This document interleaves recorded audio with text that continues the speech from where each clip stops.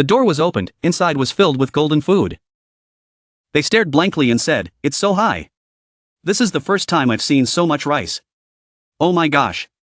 We can eat this for 10 years. Dees picked up the shovel and tried it, saying, "This shovel is very convenient." Shirley picked up the rice and tried it, saying, "Is this the new food this year?" Hearing that, Ellie was curious and asked, "How do you know? Can this be tasted?" As soon as she finished speaking, Lu Feng explained, "Rice will lose its oxygen if left for a long time. It can't stay here for too long. You girls should quickly go out." On this side, Dees happily said, "Oh my. So many barley grains. I really want to jump in there and take a bath." Hearing that, Lu Feng laughed out loud and said, "Dees, don't mess around." Over here, Nicole saw bags of flour piled up. She exclaimed, "This pile of flour. It could make cakes for a lifetime." Hearing that, Ellie looked greedy and said, "Nicole made cakes. I want to eat them. They smell so good." As for Lelisa on this side, she stepped deeper inside. She said, "This side is dark, much colder than the other warehouse." With that, Dees continued, "Just like a hiding place in a horror story." Hearing that, Ellie looked scared and said, "Don't talk nonsense. Do you want to eat oil later?" On this side, Shirley looked at Lu Feng as she walked and said, "Young master, not all places in the country have this kind of food storage. Then our whole country won't have to worry about not being able to eat in the future." Hearing that, Lu Feng immediately replied, "Of course." At this moment, Lu Feng secretly thought to himself that, in fact, it was still far from being possible to completely solve the problem of prosperity and well-being, but it would be in accordance with everyone's wishes. Hearing this, Shirley shouted happily, "Did everyone hear that? This kind of granary exists all over the country. From now on, the people will not fear hunger anymore." At Chang'an City Grain Warehouse, Old Buff said, "Don't look at the grain storage, it seems very full. In fact, the grain storage is still in a state of shortage. In the future, we will have to buy more." Hearing that, Dees shouted in surprise, "What, so much is still not enough?" Lu Feng then replied, "Of course." Ellie quickly explained, "There is a lot of food, and even more people. This amount of food can only sustain the normal life of the entire population of Chang'an City for 2 months. If we count the entire country, then it would probably only be enough for a week." Hearing this, Lelisa looked surprised and said, "So it turns out that to sustain the lives of the people of the entire country, so much food is needed." After she finished speaking, Shirley looked worried and said, "It seems that is true. When Green City had a big storm earlier, I originally thought that the food storage was enough to hold on. But once the citywide relief began, the food storage was simply not enough to hold on." Dees continued, "So the young master's purpose in building the new granary was to prepare for a situation like Green City, right?" Hearing this, Lu Feng said, "It's not entirely like that. On a small scale, the grain warehouse collects grain at a price higher than the market price, which may not seem like much. But we purchase 40% of the planned output, which is equivalent to increasing the income of the farming households, and is also considered a benefit to them. On a larger scale, in addition to purchasing and storing food, the granary also had to control and regulate the prices of materials and food and was responsible for circulation. Later, it also directly communicated with the Ministry of Agriculture and Commerce, together unifying the national food output, ensuring supply and demand and food safety. Therefore, whether from the national or the people's perspective, the National Food and Material Preparation Center has a very important meaning. It thinks what the people think, saves the people when needed, and cannot be done without doing so, not simply responding to a situation where there is no food." Hearing that, Mina said, "So food is really that important?" Nicole continued, "Of course eating well and having a good appetite is important. People take food as their priority," Dees quickly replied. "In the future, if the agriculture department or the food warehouse is short of people, just tell me, I will definitely help you solve it." Hearing that, Lelisa said, "We will definitely support the young master's wishes." Mina continued, "Only the young master would think so far ahead. The young master is truly amazing." Ellie said, Okay, stop sighing, Mr. Buff and I still have to go do a fire safety inspection. Do you guys want to go home first?" Dees continued, "We are not human, we come at the same time then go home together, we are waiting for you." At this time, Old Buff spoke up, "Everyone has been sightseeing for the whole morning, why don't you find a place to rest a bit? Area B only has a warehouse and a small office, the equipment is rudimentary, and it is also the place to check the salary, the staff is complicated and unsafe. Everyone, why don't you go to the administrative building in Area A, go to the VIP room and wait a bit." Hearing that, Ellie looked angry, she put her hands on her hips and said, "Mr. Buff, their young master is not a child, don't worry like that, let's go quickly." Hearing that, Old Buff secretly wondered, is there really no problem? At this time, Ellie also wondered, no problem, there are other security guards. On this side, Nicole gently approached Lu Feng and asked, "Young master, I brought some snacks, it's in the car, just in time to have it with tea. Are we going to the VIP room?" Hearing that, Lu Feng replied, I'm going to the food collection point to take a look, you guys go there first. Mina heard that, she quickly replied, Mr. Buff said the staff there is very mixed, I will go there with the young master. As soon as he finished speaking, Lu Feng immediately agreed and replied, okay. Over here, at the grain purchasing point, the grain purchasing staff raised their hand, he spoke loudly, everyone listen carefully, after putting it on the scale, the secretary will record the weight of the grain, and give everyone the corresponding card. After unloading the goods, you can rely on the card to get the money, 378 pounds. Next person, everyone, don't panic, line up, don't push each other, remember, you must get the card before unloading the goods. This side is not the unloading area. Tell the people behind you to stop moving around, wait until this batch of goods is finished and then we'll see. What are you planning to do? Don't you know that the number of people entering the garden is limited? Don't let anything happen today, there are so many people bringing their family members. What's up, going on an autumn outing? Hearing that, the male employee said, Director, we buy food at a high price, and the newly built granary is very impressive. 1 tells 10, 10 tells 100, everyone wants to come in and see. Hearing that, the director got angry and shouted, you let them in just because they came? Did a donkey kick your head off or did the door catch it? Do you know who came to inspect today? If something happens to the security guard, can you handle it? As soon as he finished speaking, the man quickly replied, Sir, you're right.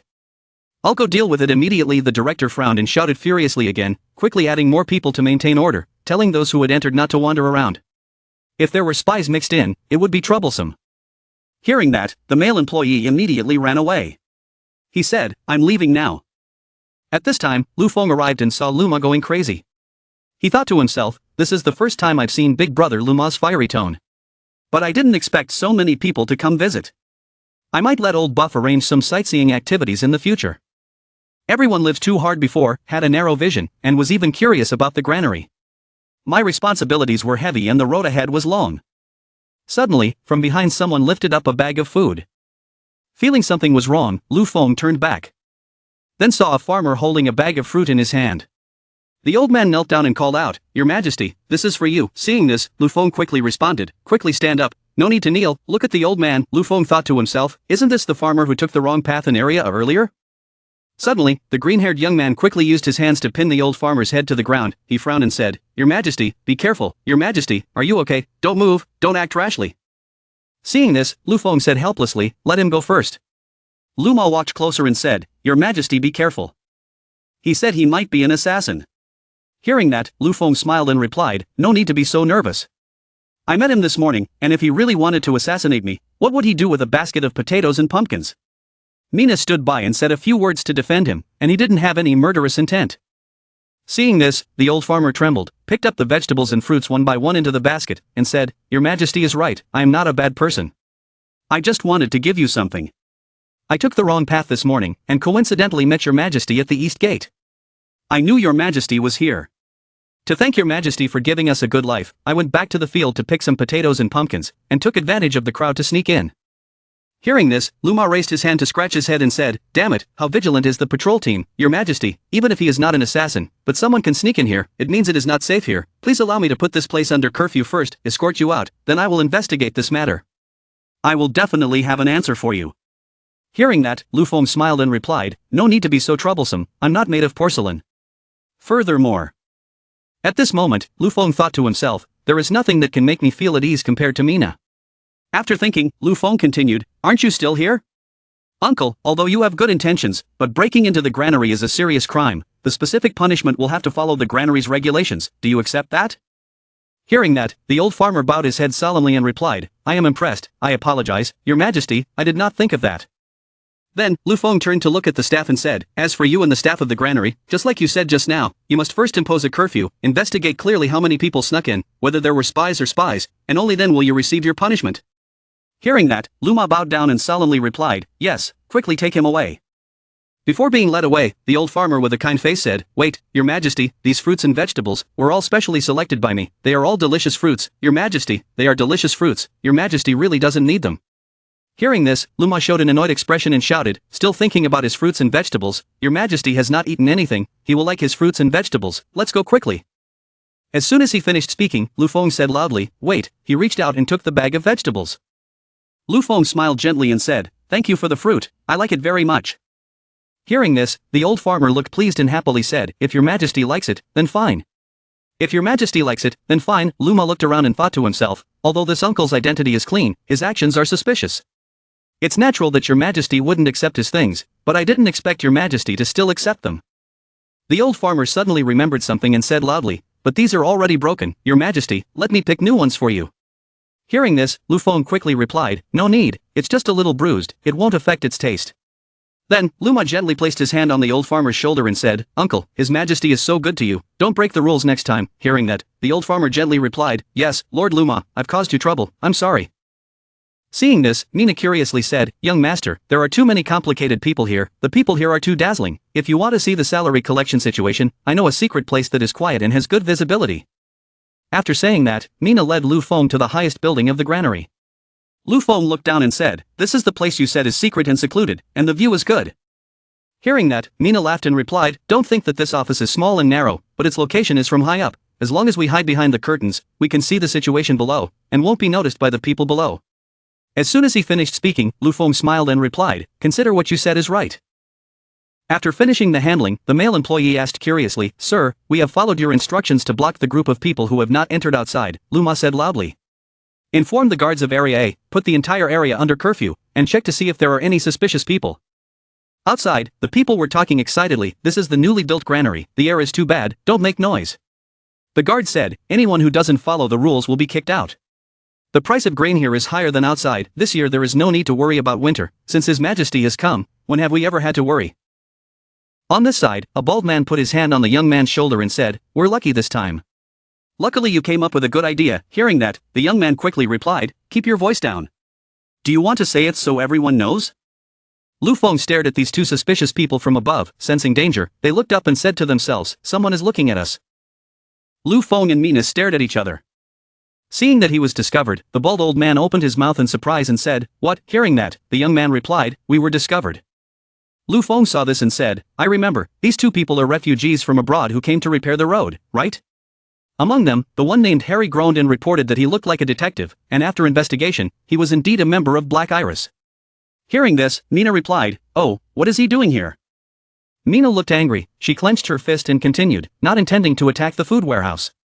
Seeing that he was discovered, the bald man named Harry quickly ran away. Mina has discovered this, they are also very vigilant, have they discovered that they have been exposed, or should I go down and capture them, to avoid future troubles? Lu Feng then stopped Mina, they have been alerted but still have not left, which means that this time the purpose must be very important, let's drop bait to catch big fish. Lu Feng said that, Mina thought it made sense, okay, then I'll go follow them, can you go alone? Lu Feng replied warmly, I'm here, why don't you feel secure, just go. Lu Feng just thought to himself, I'll leave this to Mina, it's time for me to go home. After that, Lu Feng turned around and left, thinking excitedly, he should try eating the fresh fruits and vegetables he just received tonight. The bald guy and Harry were hiding behind a dark wall. The bald guy was breathing heavily and said, we've really been discovered, let's run away. Harry advised the bald guy, calm down, maybe they are just a little suspicious, don't panic, even an idiot can see something is wrong. Then, the two of them looked up at the place where Lu Feng and Mina had just stood, and Harry informed the bald guy. The people are gone, the bald guy is worried, they are not coming to arrest us, are they? At that moment, the grain patrol team passed by and ordered everyone to put the grain patrol team under curfew, and everyone at the scene not to move around carelessly. Arrest all those who did not comply with the rules, not a single person was allowed to escape. Seeing this, Harry and the bald man were both scared pale. The patrol captain loudly ordered, arrest them all. The bald man and Harry looked at each other with wide eyes and whispered. The bald man blamed Harry, it's over, it's completely over. Didn't you say you studied the rules of the Han Dynasty? If you get caught, at most you'll just be detained and fined, look at this formation. It's not like being detained and fined at all. Harry was also stunned, impossible, we just bought grain from farmers in the countryside at normal prices, then brought it to the grain warehouse to sell. Harry scratched his head and couldn't sit still. No, it was because his identity as a detective was exposed. The patrol captain directly ignored the two of them, he hurried forward and gave orders, definitely arresting suspicious elements in the restricted area, severely punishing them without mercy. The two bald men and Harry breathed a sigh of relief, weren't they arresting us? The people were talking excitedly, who was so bold, daring to infiltrate the warehouse, couldn't he be a spy, could a spy even come here? Who knows, this was the main warehouse of grain, they would be caught anyway, what was there to be afraid of? As for that bald guy, he was making a scene, we were safe. Harry quickly reminded the bald guy that if he kept jumping around like that, it might be our turn. Just then, a patrol member urged the bald guy to weigh the food. Don't just watch the excitement, it's your turn. Quickly put the food on the scale, the bald guy happily replied. Yes, it's here, it's here. The bald man happily ran off to weigh the food, while Harry stood there, lost in thought and worry. However, just now, His Majesty Lu Feng was staring at him. Could it be just a coincidence? Putting 2 bags of grain on the scale, the bald man happily told the staff, our grain is all here. Sir, look, the staff replied while weighing, leave it to us. And don't call me sir, I'm just a staff. Luckily, this scale can weigh a ton of grain. If you bring a few more bags, you can put them on the scale too. The bald man asked in surprise, sir, what is this? And what is a ton? Isn't it measured by weight? The staff explained to the bald man that the weighing machine and the ton were both invented after His Majesty promoted the reform of the quantity system. The front was the tool for weighing weight, the back was the unit for measuring quantity. The bald man was puzzled. Was His Majesty reforming again? The staff member happily replied, of course, our previous quantity calculation system was too chaotic, just using the weight of 1 caddy was a bit complicated. At that time, transportation was inconvenient. In the north it was 15 taels for 1 caddy, in the south it was 16 taels for 1 caddy, and there wasn't much travel so it wasn't much of a problem. Later, when His Majesty ascended the throne, roads and railways were repaired, boats were also built, and more people traveled to different places. However, the quota system was not suitable for development, so His Majesty raised his hand and unified the quota system. The staff reported the situation at that time. His Majesty Lu Feng ordered, the reform of the quantity calculation system mainly focused on the quantity calculation standards and calculation tools. 1. Originally 16 or 15 taels was 1 caddy, all changed to 10 taels 1 caddy, for convenient quantity calculation. Said 1 kilogram is 2 caddies, but remote areas can still use the old system. Our country unifies the quantity calculation system, expands the use of quantity calculation tools, establishes and perfects various quantity calculation tools nationwide, establishes national and enterprise standards. The staff member was still enthusiastically telling the bald man, the advantage of this system is that it is very convenient, everyone has accepted it as soon as they use it. Some people even did not notice any change. The bald man's eyes sparkled with admiration. It's true, if you hadn't told me today, I wouldn't have known. The staff member added, actually this is not the most powerful. I heard that after the reform, there are countries, such as the Beast Nation, that also follow our new standards. The other people who were gossiping around also added, Your Majesty is indeed omnipotent, even other countries have to bow down. How can we fully exploit Your Majesty's achievements with just omnipotence? I said His Majesty must be a god. Harry heard everyone's praise for Lu Feng, his face turned pale, his ears were numb, he thought to himself and was happy. Lu Feng is so formidable, fortunately I am not his enemy. Harry quickly found an excuse to change the subject. My lords, is the battle over? The employee suddenly remembered his duty and happily replied, oh yes, I almost forgot, the total is 935.8 kilograms, multiplying it is 1,871.6 kilograms. Then the staff took out some rice samples to test. The staff said, now we start testing the quality of the food. It's this year's food, it meets the standards. Seeing the staff member just punctured the bag for inspection, the bald man and Harry both felt regretful and grimaced. They didn't expect to puncture the whole bag, this was a standard 2-cent bag. Instead, the staff member comforted them, not to worry, we will buy the whole sack of food, the original price of the bag will be refunded to everyone. The bald man's face lit up, this was enough, everyone was really good people. Harry also didn't forget to thank them, thank you very much. The staff also responded warmly, no need to thank, go get the card, drive the car and go change the money, next person come to the scale. The bald man and Harry happily left to exchange money. The bald man happily boasted, excluding the capital, we've earned double this time. Jerry and the others are still in the countryside buying food. If we sell a few more batches, we'll definitely be able to earn enough money to start other businesses. We won't need to repair the roads in the future. Seeing the bald guy showing off too much, Harry quickly reminded him, keep your voice down, are you planning to expose everyone? Night fell on Chang'an City. In the small room, Harry, the bald guy and his gang were celebrating. Harry did not forget to remind them. Although this place is deserted, we should still pay attention. The bald guy is not considerate. What's the problem, Harry? Don't be so serious, just drink comfortably. The group happily nibbled on the food and drank. This is the first time I've touched 20 gold coins. These 5 days I've earned more than half my life. Others also added their words. Fortunately, thanks to Big Brother Harry, buying grain at low prices from farmers and then selling it to the granary was truly brilliant. Without Big Brother Harry's thorough planning, we wouldn't be where we are today. Others are toasting. Why waste so much money? Come, let's toast Big Brother Harry directly. The whole group cheered and celebrated. Thank you Big Brother, Harry, next time when there is something, don't forget your brothers. Yes, next time, we will make a bigger game. Harry was still worried. I told you, keep your voice down. At that moment, Dees rushed in with Lu Feng and Mina. She shouted at this group, you guys think the guards are all dead, right? The crowd was scared and panicked. Guards, damn it, run away quickly. Harry was shocked and thought, isn't this His Majesty Lu Feng and Mina? It was them that day. The guards have captured Harry and his group. Don't waste your energy struggling. You won't be able to escape. We are arresting you on the charge of buying and selling food and disrupting the market. You have the right to explain, but anything you say will become evidence in court. Harry tried to explain. What do you mean by buying and selling food? We are just here to drink. Are you guys misunderstanding something? Lu Feng sternly said to Harry. What do you mean by buying and selling food? What do you mean by just staying here to drink? What do you mean by calling us a misunderstanding? Tell me, telling the truth can get you a lighter sentence, but resisting will get you a severe punishment. The crowd trembled in fear. Did they really find out? The money had just arrived and was not yet hot. Only then did Harry realize, it turned out that we had already been discovered and noticed. The bald guy blamed, I told you, how could it be so smooth? Harry could only sigh. It turned out that I was not mistaken, His Majesty had already noticed us. Dees glared, picked up his stick and said to them, I don't want to do anything. You guys should still obediently come back to the station with us safely, otherwise, the group of people will beg for mercy. Lord Dees, please spare our lives. Harry and his group were taken away. As they were being dragged away, Harry thought to himself, this was all about making money in danger. Being caught can only mean we're unlucky. I'm sorry to her. As long as my identity isn't revealed, don't implicate them.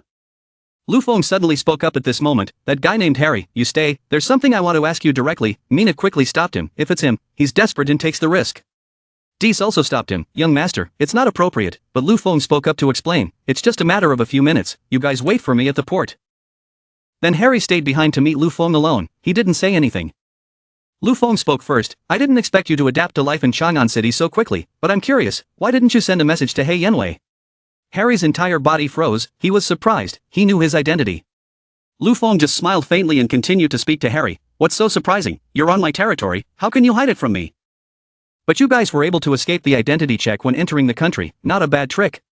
Unfortunately, you guys are still too young. We discovered you the second time we checked. Harry was so scared that he stepped back. He stuttered and asked Lu Feng, if you knew earlier, why didn't you arrest me? Still let me live normally in Chang'an City, repair roads, sell wages, what do you want in the end? Lu Feng answered him firmly, since you have become a citizen of the Han Dynasty, you are one of us, and you have not committed any wrongdoing since coming here. If it weren't for the food speculation and disruption of market order these past few days, we would not have met at all. This Harry guy is confused. What you mean is, do you think my identity is normal? This Harry guy couldn't accept it. He attacked Lu Feng and said loudly, impossible, you are the emperor, I am a spy of the enemy country, our identities are already enemies, go die. His fist was quickly blocked by Lu Feng. Lu Feng also showed his disdain for this Harry guy. Lu Feng twisted his hand back and said to him, so hot-tempered, be careful not to damage your liver. Harry still refused to give in. Impossible, I have undergone special training. How could you simply withstand my full force attack? Lu Feng replied with a light laugh, sorry, I also practice martial arts. Lu Feng sneered and continued to speak to Harry, I thought you were a careful detective who could be used, but I didn't expect you to overestimate your own strength. Speculating on food is a waste, and you dare to hit me and assassinate the emperor. Do you think your heads will fall? Lu Feng decided to let Mina, bring the handcuffs here. Harry was now helpless and handcuffed. He thought, after his identity was revealed, he knew he couldn't run away. According to his perception, he should attack. He originally thought he could create a way to escape, but who would have thought? Mina yelled at him, be good. Harry left, thinking about his lover. Luckily he and her had a secret love affair, he shouldn't have involved her. But he was frightened by Lu Feng's order. Lu Feng ordered Mina, following this, thoroughly investigate the people around him, especially the young lady Winnie. Harry was shocked. How do you know Winnie? Lu Feng coldly replied, I told you, you are in my territory, I naturally know everything, that Miss Winnie is your lover. You speculated in food also to make money to marry her, right? Outside, because of your identity as a detective, you never made your relationship public. Who knows if behind her back she was turned into an informant for Black Iris by you. Mina quickly accepted the order. Young master, leave her to me. Harry hurriedly begged. No, she doesn't know my identity. She and Black Iris have no relationship. Don't touch her, I beg you. But then Lu Feng still asked Mina to take Harry away. Lu Feng said to that guy, is she innocent or not? We will investigate and find out. Mina, take him away.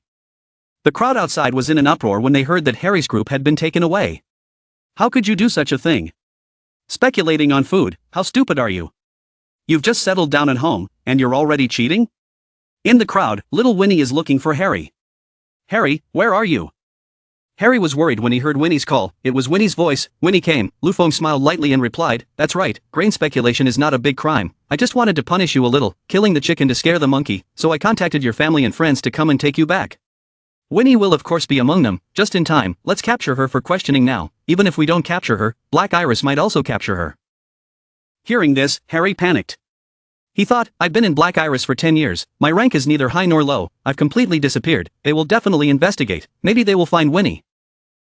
After thinking, Harry knelt down and begged Lu Feng, "Wait, I know a lot of Black Iris's secrets, I have a part of Black Iris's long-term undercover agent list, I can tell you everything, can you protect Winnie?"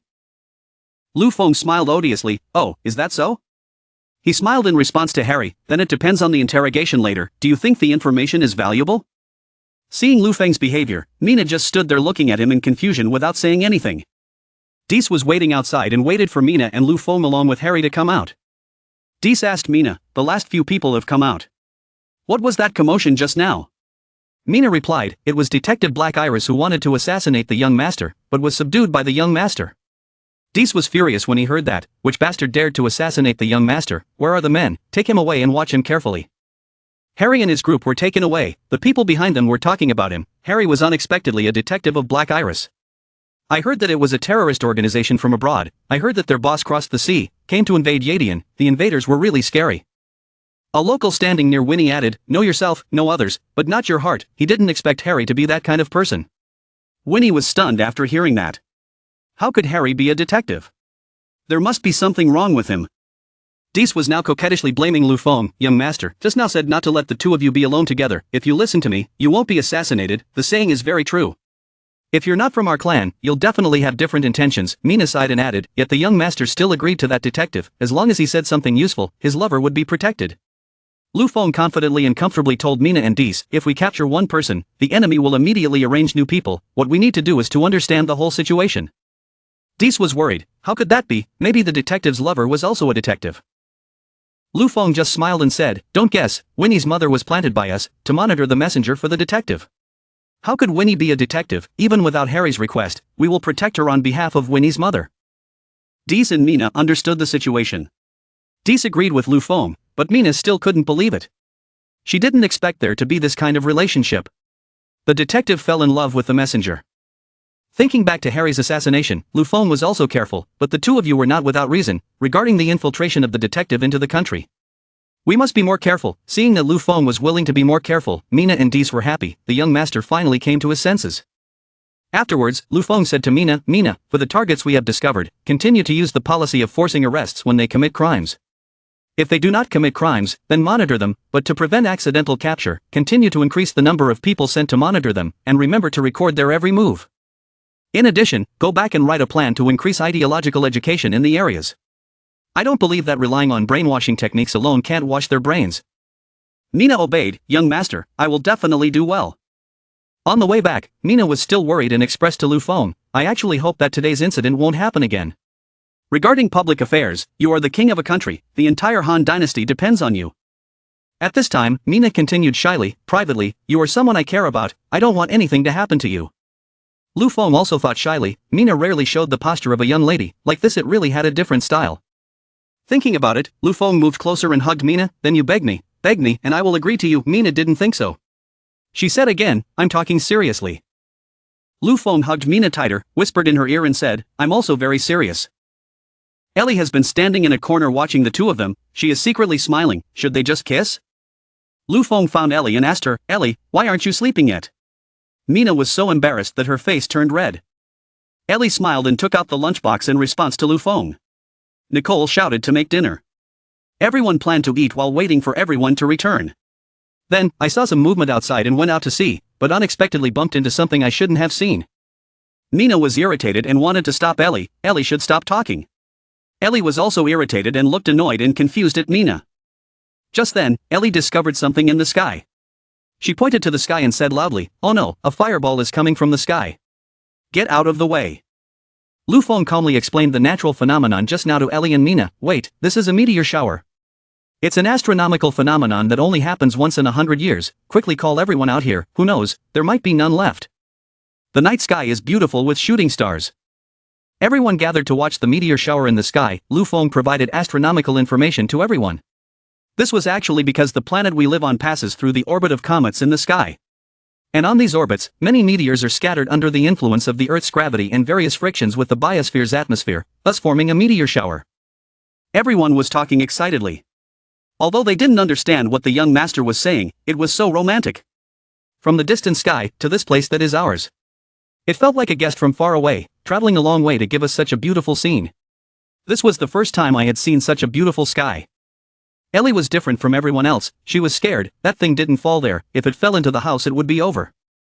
Seeing this, Lu Feng explained, that thing is very far away from us. He said that, but he was thinking to himself, but the map of Han Dynasty is so big, maybe it could fall somewhere, and people's knowledge is not enough. The people might feel that this is a disaster from the gods. It might create an opportunity for bad people. Then, Lu Feng ordered 2 soldiers, you go down and report to the telegraph office, tell them to inform the cities, the meteor shower is just a normal natural phenomenon, so that people won't be shocked. In addition, send people to increase patrols on the streets, be careful of falling meteorites, you go and notify the editorial office. Let the editorial office quickly issue a popular science article, the information related to the meteor shower is in the editorial office's library. After that, Lu Feng relaxed and rested with Mina to watch the meteor shower. Lu Feng tiredly thought, being an emperor already had too many things to worry about. There wasn't even any peaceful free time to watch the meteor shower.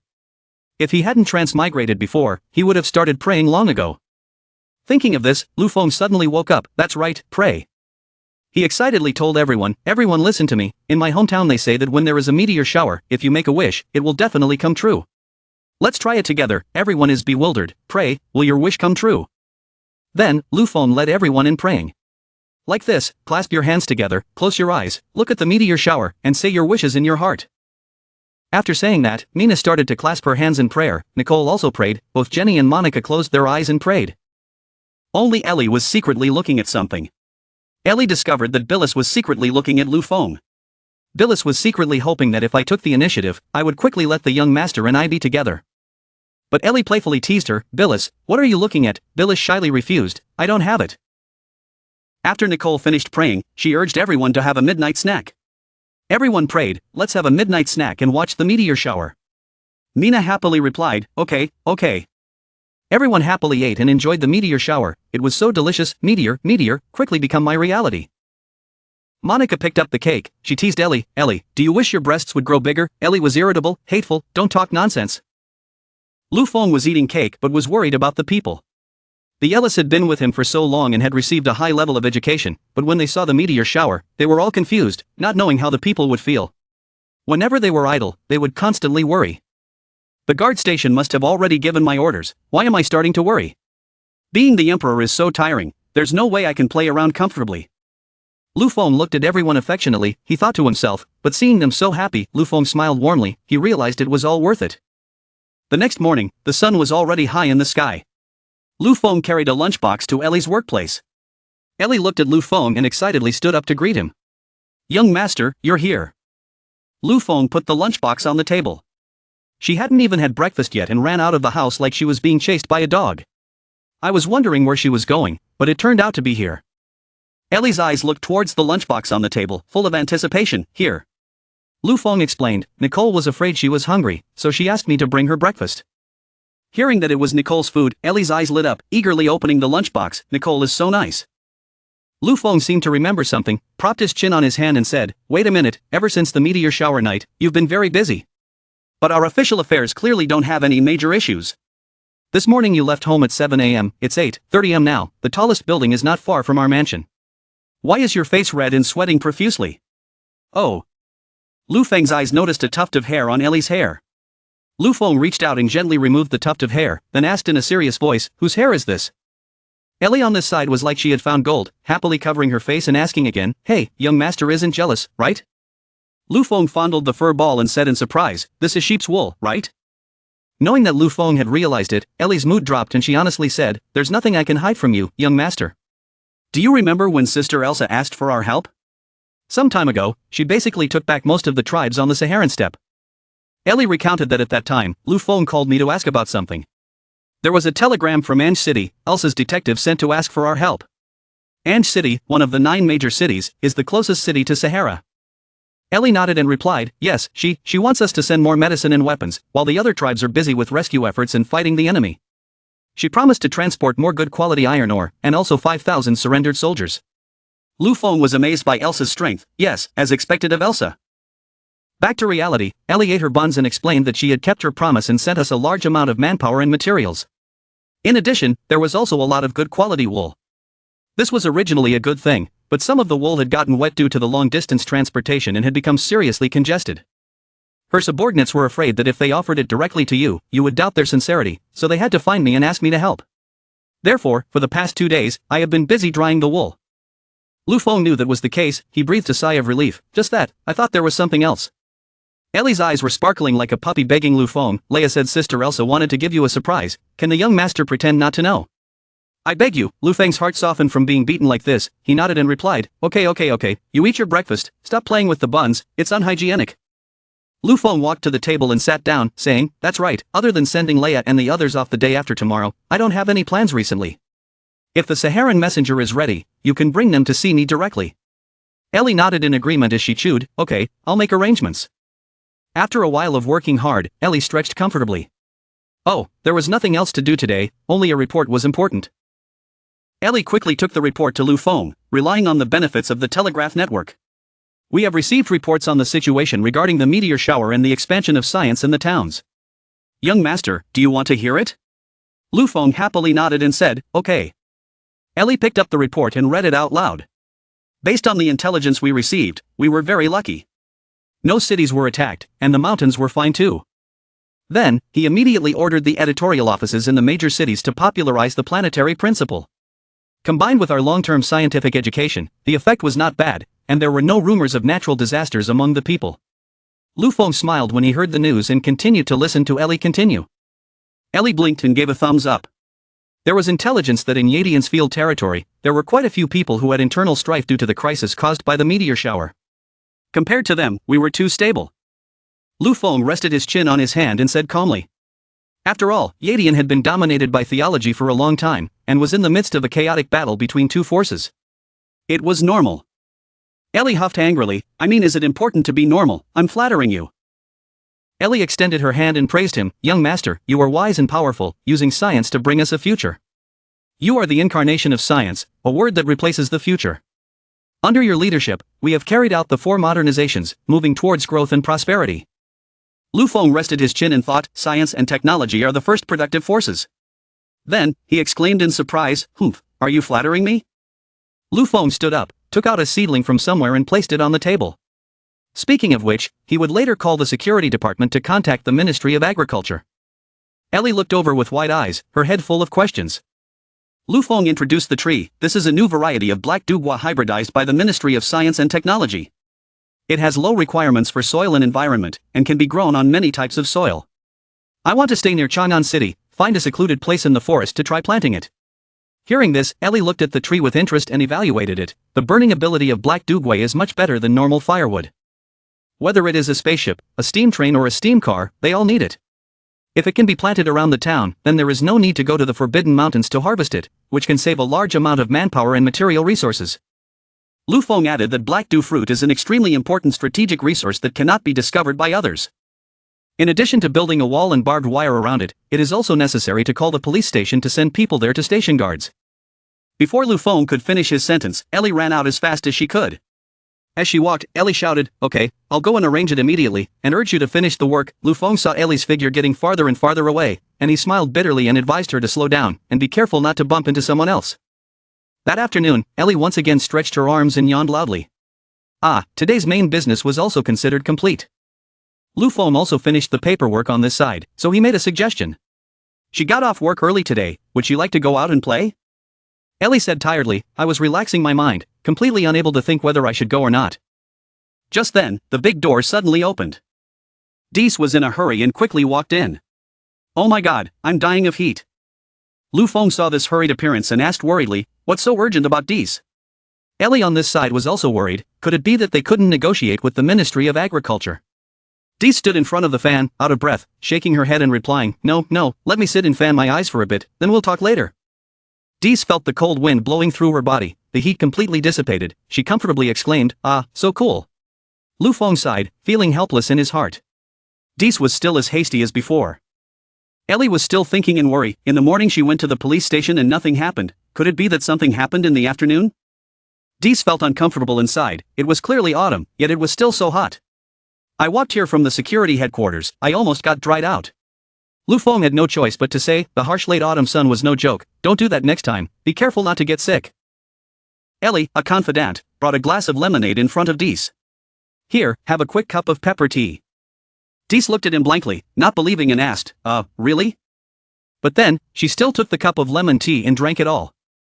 The cool water entered his throat, cooling his entire body, causing Dees to let out a satisfied cry. Seeing this scene, Lu Feng's nose bled, and Ellie's face turned red. Lu Feng regained his composure, wiped the blood from his nose and thought, I lost my temper, this is the highest administrative structure. Ellie cried in her heart, it wasn't fair, I clearly prayed under the meteor shower. Back to the main topic, Lu Feng wiped his nosebleed and asked, what's the matter, report back. Dees put his hands on his hips and replied, it's nothing major, we got the list of Black Iris's undercover agents from Harry. Nina is preparing to join forces with the intelligence department to write an official report for you. We were afraid you would have to wait too long, so we came here to tell you. Seeing that it was related to this matter, Lu Feng couldn't help but wonder, just like that, then there was no need to rush to meet. Ellie was still thinking about the meteor shower in her mind. The young master was right, praying under the meteor shower could come true. Lu Feng saw that all the work was done and said excitedly, today our official business is done, we are planning to go find some entertainment. Dees, do you want to come with us? Dees nodded happily and replied, okay, what entertainment? Ellie thought in her head, 3 people go find fun together, the young master could it be that he wants it? Thinking of this, Ellie felt embarrassed and covered her red face. Lu Feng replied, I heard that to celebrate the bumper harvest, the bar on the street is holding a beer party. All the bar's beer prices are halved. What's more, as long as you can get the stamped slip, you can drink 3 glasses for free. Hearing free, Dee shouted excitedly, that's great, there's free beer to drink, let's call a few more people. Ellie suddenly realized in her mind, it turned out to be this kind of pleasure. Ah, what am I thinking, there is another kind. At the bar street, the scene is decorated with lots of bright lights, the sound of people passing by is bustling and noisy. On this side, Lu Feng and his group curiously looked around. How lively, I didn't expect a beer party organized by the locals to be this good. I want to drink my fill. Flay said dejectedly, it's a pity that everyone else has something to do, only a few of us came. Nina made an offer, there's still next time, don't be disappointed. The crowd looked around for a while but couldn't find Lu Feng anywhere. Worried, they said, the young master is really nowhere to be seen. Should we notify the guards? Just then, a familiar voice rang out, I'm here. The girls were gone in the blink of an eye, not even taking the stamps. As he spoke, Lu Feng took out a few stamps. The orphan saw it that way. Worriedly, he said, it's very dangerous for someone to act alone, next time let us go get it. Nina also nodded in agreement, that's right. Lu Feng approached and comforted the 2 girls. He smiled and said, don't worry too much. It's not easy for everyone to go out and play. Go ahead and play. And haven't we changed the way we dress? Seeing them taking their time, Dees raised his hand and signaled. What are you guys standing there for? Come here quickly. Ellie also raised her hand and waved. Young master, quickly give me the stamp. Flay saw that and rushed forward to say. I want it too. Lu Feng handed out the stamps to everyone. Come on, let's start having fun. Ellie volunteered to go ahead and lead the way. Charge, let me go first, otherwise I won't be able to see anything. Flay also flew up from behind and shouted, wait for me. At the bar street, the atmosphere was very bustling, people were walking around busily. Lu Feng held up the stamp ticket and asked everyone. I looked at it, each bar had different entry and exit activities, and the line was very long. Should we line up to get the stamp or just drink half-priced beer? Nina's eyes lit up and shouted, we're here, of course we're collecting stamps. Dees excitedly raised her hand, I wanted to be the first to get free beer. Ellie and Flay laughed and said, we also want to collect marks. Lu Feng proposed a plan, okay, there are too many of us. I suggest we split up and finally meet at the beer exchange place in the central square of the bar street, how about that? As soon as Lu Feng finished speaking, Dees and the others said in unison, okay. Then the whole group rushed forward, snatched the stamped slip from Lu Feng's hand, and ran forward at full speed. Charged. Lu Feng also held the stamped ticket in his hand. His eyes looked straight ahead with determination. He had been lamenting that he had no time to rest before, but today he had time to himself. Cherish it, play hard tonight. Lu Feng headed towards a fishing stall. A girl said dejectedly, boss, why aren't your fish biting? The boss laughed and said, who's to blame, everyone feeds the bait before fishing, they're already full. Why don't you come in and have a drink with me? It's only half price, very preferential. Lu Feng, who was standing at the side, also understood this trick, and it was difficult for others not to be suspicious. The boss was deliberately feeding the fish so that everyone could not seal it and went straight to drinking beer. Another vendor, a ring-tossing vendor, the boss was holding a beer bottle and said, if you hit 3 bottles you will get a mark, 5 bottles will get a free bottle of beer. Below, everyone was competing to throw the ring. Boss, do you dare to move a little further away? You are practicing our arm strength? Seeing the crowd in front of him, Lu Feng felt confused. How long would this queue last? Forget it. Lu Feng looked at another stall. The owner enthusiastically introduced, now it's the method of robbery, answer correctly 5 times then you can get the stamp. Next question, why is the tallest building taken as the landmark of Chang'an City? Lu Feng nodded and thought after hearing the question, this question is very good, not only can we have fun with the people, we can also hear everyone's thoughts. On the other side, Monica raised her hand to answer. The boss shouted, this young lady raised her hand the fastest, please answer. Monica said her answer, because it was the highest, and also the area where His Majesty worked. Lu Feng looked over and also realized that the person who answered was Monica. The boss saw that Monica answered the first question correctly, so he continued to ask the second question. The next question, what was the name of Chang'an City before? Monica quickly raised her hand to answer, Xi'an City. Lu Feng stood inside and praised, as expected of a dance student, Monica's reaction speed is so fast. The boss asked in surprise, what flag is Han Dynasty? Monica still raised her hand, the iron-blooded black dragon flag. The boss asked again, what is the ceremonial dress called when His Majesty ascends the throne? Dragon robe, Monica shouted loudly. What has Your Majesty been doing for Chang'an City recently? This is already the 5th question. Monica answered firmly, catching the food speculator. The boss saw someone answer so quickly for the first time, he was so scared that his face turned pale and he knelt down to beg. This young lady, if you keep answering like this, there is no way for our activities to continue. Monica looked at the boss's appearance, smiled brightly, and scratched her head in embarrassment, sorry, I have a little talent. The boss cried and stamped Monica's name, you won, go play somewhere else, the boss complained in his heart, begging her to leave quickly, otherwise everyone who came to my shop would have run away. Monica received the seal, full of happiness said, wow, thank you boss. Monica kissed the seal with Lu Feng's image and said respectfully, I will definitely cherish you, Your Majesty. She took out Lu Feng's picture and pasted it on her chest, still here it was most suitable, she took it down a bit before gathering. Seeing Monica stick her picture right on her chest, Lu Feng blushed, thinking to himself, could it be that Monica likes him? Monica happily turned around and saw Lu Feng standing behind her. Seeing each other, both of them froze in surprise. Monica regained her composure, covered her face and jumped up, shouting, young master, she panicked, the young master saw everything. Lu Feng was a little embarrassed but still approached and asked, Monica, are you here too? Lu Feng thought to himself, am I that scary? But before he could get closer, Monica covered her face and ran away. At this moment, the boss behind held the microphone and said, hey, because answering in a hurry affects everyone's participation, so now it's changed to a one-on-one question method, please everyone line up. The first one is this handsome young man with glasses, it's you. As he spoke, the boss held the microphone and brought it close to Lu Feng's face. Lu Feng, who was chasing Monica, was suddenly called back and was stunned. Lu Feng pointed at himself, asking, did the boss call me? Before Lu Feng could come to his senses, the boss asked the first question, what did Your Majesty wear when he went out last week? Lu Feng felt confused, why do you guys remember what clothes I was wearing? But Lu Feng still replied, isn't this not good?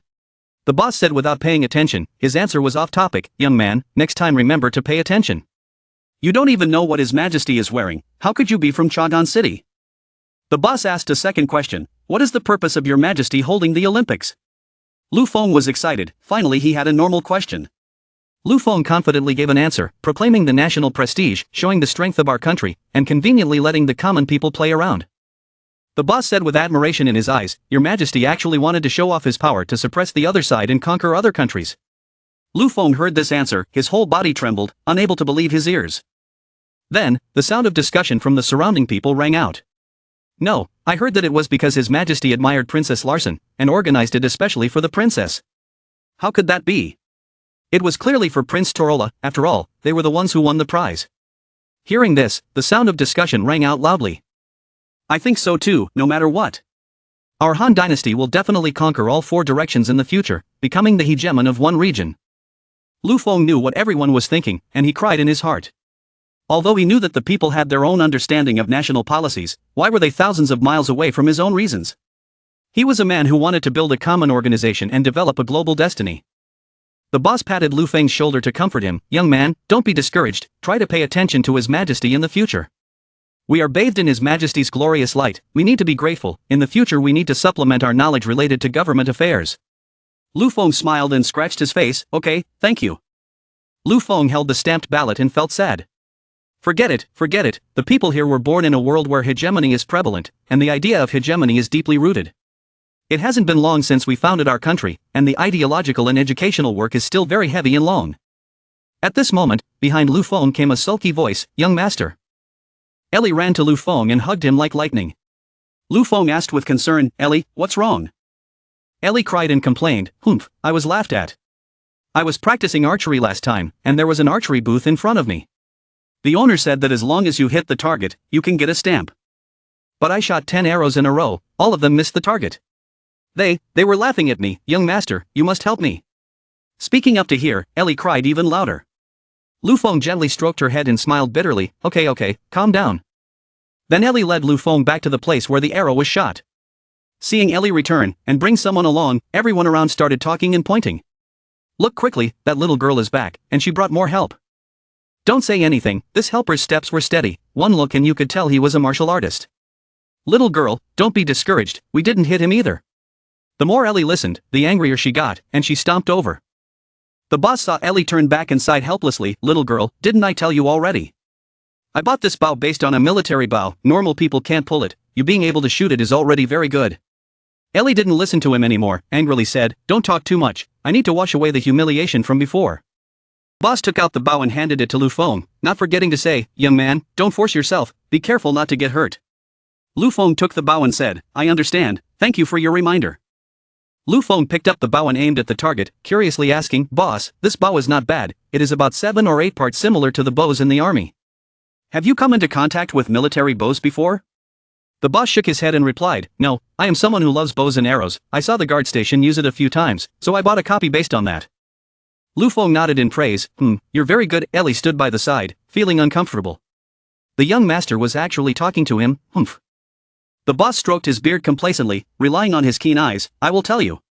This bow, not just having strength can produce miracles, it requires technique. The best is to lower the bow from the top of the head to the positioning point, the hand pulling the bow uses the force from the elbow to the back, the hand holding the bow is brought forward to help pull the bow. Everyone around was talking, missing the shot was nothing, young man. It's just that, if everyone knew, everyone would join the army. Practicing martial arts doesn't necessarily mean you can shoot a bow, we just have fun. Lu Feng didn't pay attention to the gossip outside, looked at the boss and asked, thanking everyone for reminding him. Boss, how many times can you get the seal? The boss replied, if you hit it once, it's fine, if you hit it 3 times, you can also get an unexpected commemorative mark. Lu Feng nodded, the corners of his mouth raised into a smile, I understand. Lu Feng picked up the bow, confidently asserting, just 3 times. Ellie's eyes were shining like stars, full of admiration, as expected of a young master. Everyone around was surprised, he knew how to use a bow, this aura was arrogant enough. What arrogance, looking at his posture, it seems like there is really no problem. Impossible, if he is that powerful, he would not be in the archery category in the sports competition. Lu Feng let go of his hand, the arrow shot out and flew straight forward, hitting the bullseye. Everyone shouted, it hit, and it hit the bullseye. The boss looked at Lu Feng and said, little brother, I will immediately go and draw the arrow. Lu Feng shook his head and replied, no need. The next arrow was shot out and hit the bullseye again. Is this the divine archer? Everyone around was quite surprised and gaped, even if it was the divine archer, he still couldn't shoot the 3rd arrow. Mom, split the arrow first to hit the target, is this a monster? Lu Feng patted Ellie's head, full of indulgence, said, first place, belongs to you. Ellie looked at Lu Feng with admiration and happiness. She jumped up and down in joy, thanking the young master. The atmosphere at the bar market at night was extremely vibrant, people were dancing and buying excitedly. Lu Feng gathered everyone together, everyone said in unison, everyone is here. Flay was aggressive, she shouted to everyone, let's go exchange beer. Ellie happily showed off her achievement, she saw that I even won a special prize. Nicole praised Ellie, so amazing. Monica was having a bit of trouble. Didn't they say the redemption point was in the center of the square? There were people all around. She couldn't see anything. Lelissa comforted Monica, don't worry, just keep going straight and you'll find it. Mina excitedly pointed to the front area and said to everyone look quickly, in that area the manager is making an announcement to everyone. Please hold the stamped paper in hand and line up to ensure order. After exchanging gifts, please do not gather around the beer keg. There are tables and chairs in the rest area for resting. Ellie's eyes lit up when they saw the beer keg. Wow, what a big beer keg. Flay also said excitedly, this is free beer that I worked so hard to get. I'm really looking forward to it. Ellie also pointed to the beer glass for Lu Feng. Look, that beer glass is really special. Mina whispered to Lu Feng, young master, I just remembered, is Flay an adult yet? Can he drink beer yet? Lu Feng was also wondering, is he old enough? Every day he said he would marry me. The ticket inspector stamped the ticket and informed Lu Feng and the others. Please give me the stamp paper first. Ellie happily replied. Okay, please wait for us. Ellie asked for the paper from Lu Feng. Young master, quickly bring the stamp paper over. Let's submit it together. The stamped paper was handed in. The waiter was taking the beer glasses and pouring them into them. He told everyone. These glasses are souvenirs of the beer festival. If you don't want them, you can bring them to the collection point at the exit of Bar Street 3 when you leave. Everyone was drinking beer with great enthusiasm and excitement. Dees was the boldest. I've finished it. Can I have some more? The staff replied. Lord Dees. If it's you and your friend, it's not like I can't have it. Let me report back to the top. Dees was delighted to hear that. Really? Thank you. Mina quickly pulled Dees out. She reminded her. What nonsense are you talking about? Nicole quickly apologized to the staff. Sorry, Dees was just joking. Sorry for bothering you. We'll go home first. The staff was also polite. It's okay, it's okay. Please drive carefully. Just in time, Lu Feng found a seat. He informed everyone. There was indeed an empty big table over there. Ellie was excited. Rushed to take a seat. Everyone gathered around the table and drank beer. Lu Feng took the lead. He raised his glass and toasted everyone. Although there was nothing to celebrate today, it was rare to have the chance to go out and have fun.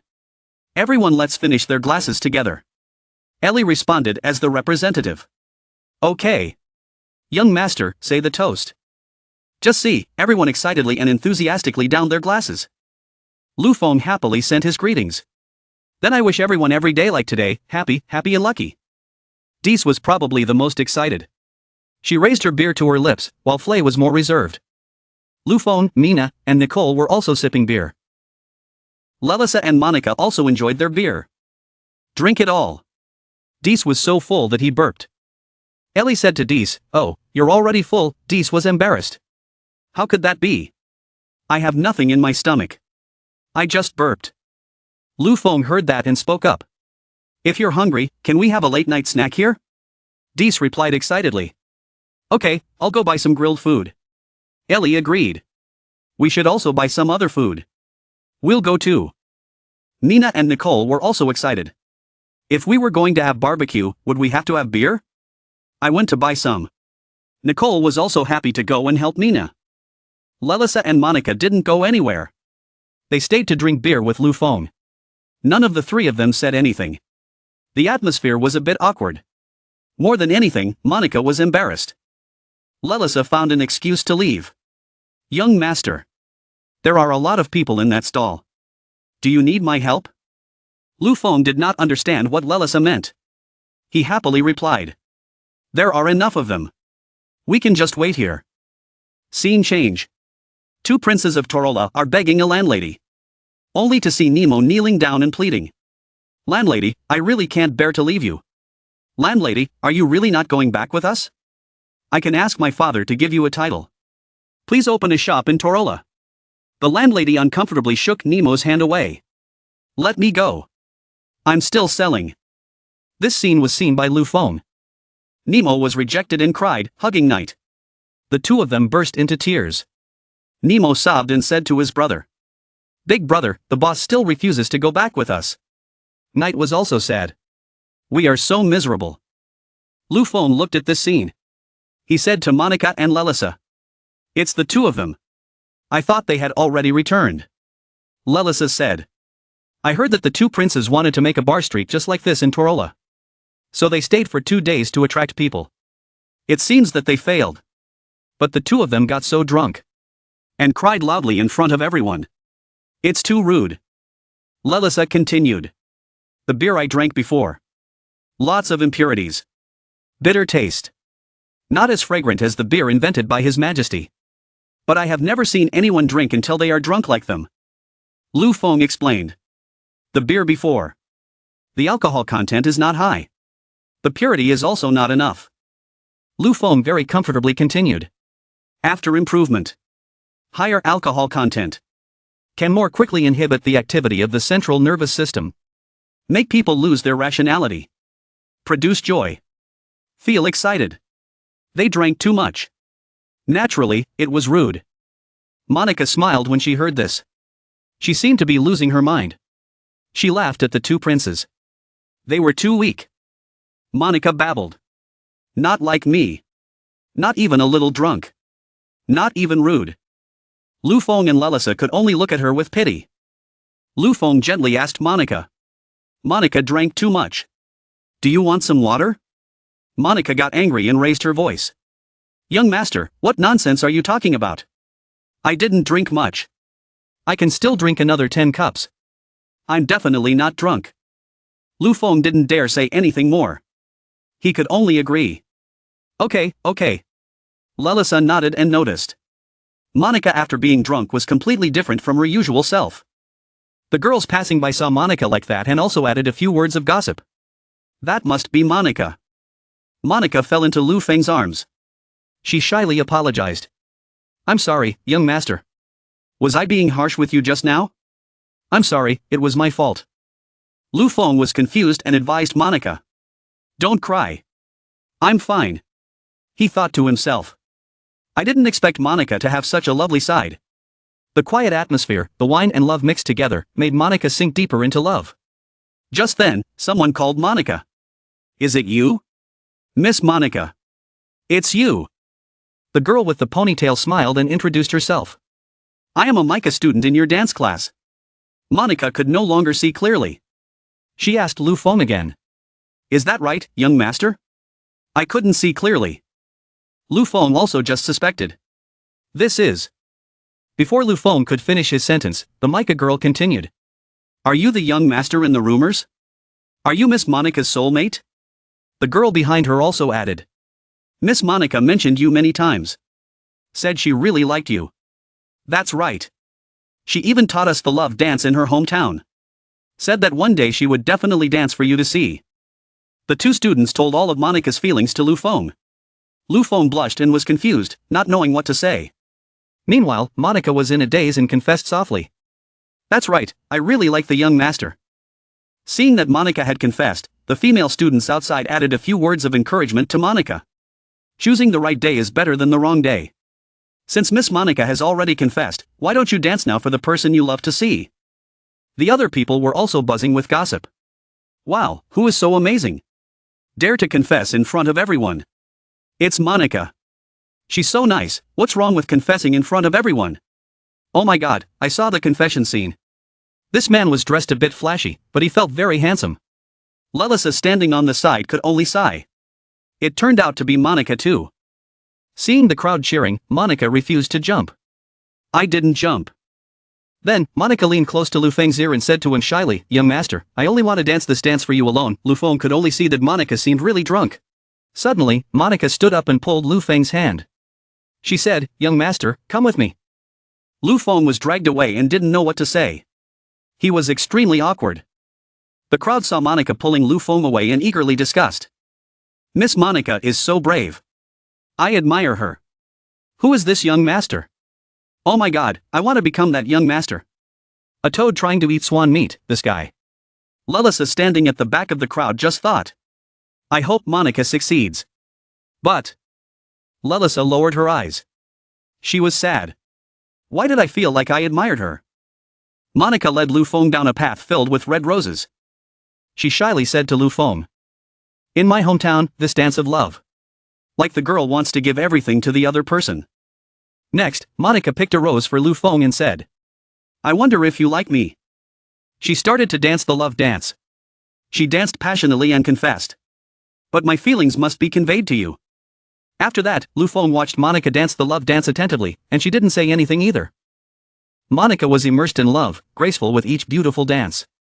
Looking at Monica dancing, Lu Feng knew her choreography. Her body clearly told him her feelings towards him. She was like a flower hidden very deep and not easily exposed, but was slowly revealed. Lu Feng looked at Monica in a daze at this moment. Monica ran her soft hand over Lu Feng's face. Lu Feng knew that on that night, the unique Monica flower bloomed only for him. If I had known at that time that a great danger was slowly and silently approaching, I would have cherished this peaceful time even more. Scene change. In the old beast kingdom of Brutus, in the North Sea area of this place, thunder and lightning were striking down in waves. The water froze and the fish were frozen to death by the cold air and thick ice. The great Oro ship was sailing on that North Sea, under the silent night in cold space. On the boat, a beast merchant was drinking and happily telling his friend, "Our goods were all bought up by the Toola people. We made a large profit. When winter passes, we can immediately make another profit." The man sitting next to him happily added, "Boss, have you forgotten? We have all the raw materials on the boat that we bought from Toola. When we reach the shore, we can sell them and get some money." The boss laughed loudly. Yes, wait until we sell it, we will buy another boat." While we were having fun, the boss's subordinate rushed in and reported in a panic, "Something's wrong, boss." This guy hurriedly told the situation. The wind suddenly appeared, suddenly covered us. The boss also hurriedly gave orders, "Quickly change direction, life jackets, lifeboats, quickly call the boat behind to leave." After a while, the subordinate shouted again, "Boss, we can't change direction. Boss, look quickly." Then lightning struck the boss and some people on the ship. Everyone was screaming, "Save me, save me." Everyone was screaming in chaos, "Run away, what is this?" Only saw the flag torn by the wind, people's blood splattered from the side, spreading into the quiet and chaotic night space. The second day after the ship accident, the bright sunlight was shining down on Shannan City. Everyone gathered around to have breakfast happily. Lu Feng woke up and asked Nicole and Ellie in a daze, "Good morning. Why are there only two of you?" Nicole smiled and replied, "Someone is finally awake. They are all busy with their own work. Young master, please sit down." Ellie took the opportunity to tease Lu Feng, the young master who had never woken up late before. It seemed that yesterday the two of them had left us behind with their loyalty. What a fierce victory. Lu Feng also joked back to Ellie, "Judging from the flexibility and physical strength of a dance student, last night was indeed very stimulating." Nicole grumbled, "The young master likes people who know how to dance. It seems like my dance class needs to continue." Ellie was irritated, clearly wanting to tease the young master a bit. "Why did I start to feel jealous?" Lu Feng just sat quietly at the dining table. He told himself, waking up late was enough to miss work, and he still wanted to think about those things. He had to quickly finish eating, important matters. Then, Lu Feng noticed something strange. He asked Ellie, normally she would have left the house by now. "What's wrong? Is there something you want to report?" Ellie laughed it off. She was thinking, she didn't want to see the young master's appearance after finishing that matter. She made an excuse. It wasn't a big deal. Old Buff had come excitedly early in the morning with good news. She once described how Old Buff came to announce. He excitedly said to Ellie, "I shouldn't have come this early, but I received a piece of news." Too excited, Ellie also asked curiously, "The young master had some official business last night. He was a bit tired. He still hasn't woken up. Old Buff, do you need me to wake someone up?" Mr. Buff handed Ellie a piece of information. He replied, "No need," telling her is the same. It was early this morning that the Food and Resource Center received a report on food purchases from towns across the country. Mr. Buff continued speaking while Ellie attentively read the report. According to statistics, this year's harvest season, our country's food purchase volume exceeded the set level, and the harvest speed was 2 weeks faster than other countries. Mr. Buff could not hide his joy and continued, "The important thing is, this year's food harvest was a bumper one. Production increased a lot, under the management of food prices. Implementing the grain warehouse, food trade and farmers are all in a 3-month situation. This year our whole country can have a full new year. To be honest with you, Miss Ellie, the old Buff, was also a farmer before. Every year, we were exploited by the nobles, level by level. In the winter, people often starved to death. Now, it's not like that. In addition to being able to solve the problem of food and shelter, people also have extra money to spend on entertainment." Mr. Buff was so touched as he spoke. I really don't know what to say, to be able to meet the young master. This is really great." Ellie saw Mr. Buff crying so much and worriedly tried to stop him. "Mr. Buff, don't cry." Ellie sighed and continued talking to Lu Feng. "I don't know how long I had to persuade him before he would leave. I heard from old Buff that he wasn't the only one who was moved. Many of the town's commoners, out of gratitude for him, even took the initiative to ask their city lords to pay tribute to him with special products. It wasn't easy to stop them."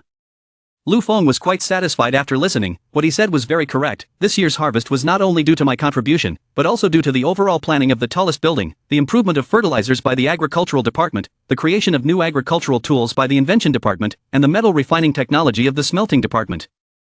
Lu Feng proudly said. She recorded all the contributions of the people involved. Wait until the end of the year to give them special rewards. Ellie happily agreed. I know, these are all done by professionals, don't worry. Nicole was worried on the side. She thought to herself, once these two people started talking about politics, they didn't pay attention to anything around them. The young master even forgot about breakfast. Next, Ellie took out another document and reported, I also received an urgent document. Our new farm tools have just been exported and have encountered counterfeit goods. The big one is a fake sent by the security department stationed in Ali country, and the small one is our product. The farmers lack knowledge and do not know the difference in metallurgy technology. They feel that the bigger farm tools are better, and the fake ones are cheaper, which leads to a decrease in the sales of our farm tools. Young master, should we do something to rescue them? Lu Feng carefully picked up the farming tool and looked at it. He used the farming tool to try cutting into the paper. Then he used his hand to check the hardness of the tool. After checking for a while, Lu Feng smiled and said to Ellie, no need. This kind of sickle is more majestic in appearance than ours, but it is not suitable for human body engineering. It is very tiring, and their metallurgy technique is not suitable, so the sickle is very easy to bend and not durable. He continued, the attack of counterfeit goods on our new farm tools is only temporary. When their harm is exposed, our consumption will increase. And with such comparison, our customer loyalty will be even greater. Nicole and Ellie remained silent, listening attentively. Lu Feng continued speaking with confidence, perhaps, he would be blessed from misfortune. The scene changes to Ali country, on the outskirts of the capital. There were two girls who were diligently using Lu Feng's farming tools to harvest crops. Seeing this, a farmer laughed at the two girls. These two idiots actually went to buy farming tools from Han Dynasty. This man picked up the fake sickle and said, look at the sickle in my hand. Is it stronger than yours? An orphan is an orphan. Not even a bit of eye for detail. Julie angrily replied. What did you say? Who is an orphan? Doris quickly advised. Julie, don't be rash. Don't forget our mission today is to cut down an entire acre of land. Julie was angry but stopped arguing further. Doris was more gentle and calm as she spoke to the man. Uncle Oyu, it's true that we sisters are orphans, but our farming skills are much stronger than yours. Doris calmly continued, your yield this year is not even half of ours. I don't think you need to worry about farming tools. The man named Oyu sneered back. I kindly advise you not to be fooled. If you don't listen, then forget it. The two girls did not bother to answer the mean man anymore. They were even more determined to harvest the food. They thought to themselves, our parents had passed away when we were young. Only Doris and I were left to depend on each other. We couldn't strike iron. We couldn't dig ore, so we could only rely on a small plot of land to survive. The neighbors around us always wanted to take advantage of the opportunity to swallow our plot of land. Fortunately, Doris knew how to handle crops. With the help of Mrs. Lillian's food store, we were able to survive until now. But those people still wouldn't give up, still continuously using words to provoke us. Doris saw Julie thinking that. She sadly consoled Julie. Don't think about such things anymore, compared to using words to respond. Isn't winning in action more important? As long as we finish harvesting first, separating the seeds, it will prove that our choice is right. Julie was still angry. Humph, Han Dynasty's sickle was definitely better. There was no need to prove it. Doris didn't want to argue with Julie anymore. Okay, let's get on with work. Finally, the two sisters Doris finished harvesting. They happily looked at the results on the cart. Doris said happily. After working for half a day, the work was finally done. Julie said to Doris. I will be in charge of transporting the food to the food store later. You stay here and keep an eye on it. Doris asked worriedly. Can I go alone? Just as the Doris sisters were discussing how to consume the grain they had just harvested, Uncle Oyu came over shyly and said, Hey Doris, can I borrow your sickle? My sickle looks beautiful but it's not very good to use. It took me half a day to cut. My waist and back hurt, not to mention the pain. But I only managed to cut a quarter of it. Julie was angry with Uncle Oyu, so she replied angrily. No, I won't lend it to you. Seeing that, Doris sternly reminded her. Julie, you're being naughty again. Doris then replied to Uncle Oyu warmly. Julie's words. Don't take them seriously. Uncle Oyu, I can lend you the sickle. In return, can you help me look after some food in the fields? Julie and I will go to the food store. Uncle Oyu happily agreed. Okay. You two go ahead. Then Doris took Julie to the grocery store. As they walked, Julie frowned and said to Doris, Sister, I don't understand. Why do you need to help him? That guy makes fun of us every day. Doris gently explained to Julie. Pushing the cart alone would definitely be tiring. And there were many people in the city, so I couldn't be at ease. And if people made fun of us, it wouldn't matter. We wouldn't lose any weight. Julie is still so capricious. She always has some moralistic things to say. I can't argue with her. Then the two sisters happily pushed the cart to the grocery store. Doris looked at Julie affectionately and thought to herself. Julie was very sensitive to everything because of her parents' affairs since she was little. Once someone touched her, she would immediately scream. Once she got angry, it would last all day. Later, Han Dynasty's products were popular in the capital. The little girl was immediately happy when she came into contact with new things. So I always used Han Dynasty's business to comfort her. Walking on the street, Doris happily exclaimed. She didn't know since when there were so many Han Dynasty stalls in the capital. Julie's eyes lit up in response. It's been there for a long time. It's thanks to those cheap, beautiful products that we live so comfortably. Otherwise, with our income, how could we wear such nice clothes and eat well? One day, I will go to Han Dynasty to see, a place with exquisite porcelain, delicious food and interesting books. It must be a world protected by gods. Little Julie excitedly raised her hands and said cheerfully, God is above, I swear I will take you with me. Doris quickly reminded Julie. You swear, but can you not let go of the cart? Right in front of us is Mrs. Lillian's stall, be careful not to bump into that person. Mrs. Lillian was already waiting, happily greeting the two girls. Julie, Doris, you're here. Doris worriedly asked Mrs. Lillian. Mrs. Lillian, why does your complexion look so bad? Did something happen? Mrs. Lillian smiled and replied, this year the grain prices are not very good, they have dropped so much that we can't sell them. The price of the grain has also dropped, but that's okay, I'll still use the previous price to buy your food. Doris refused.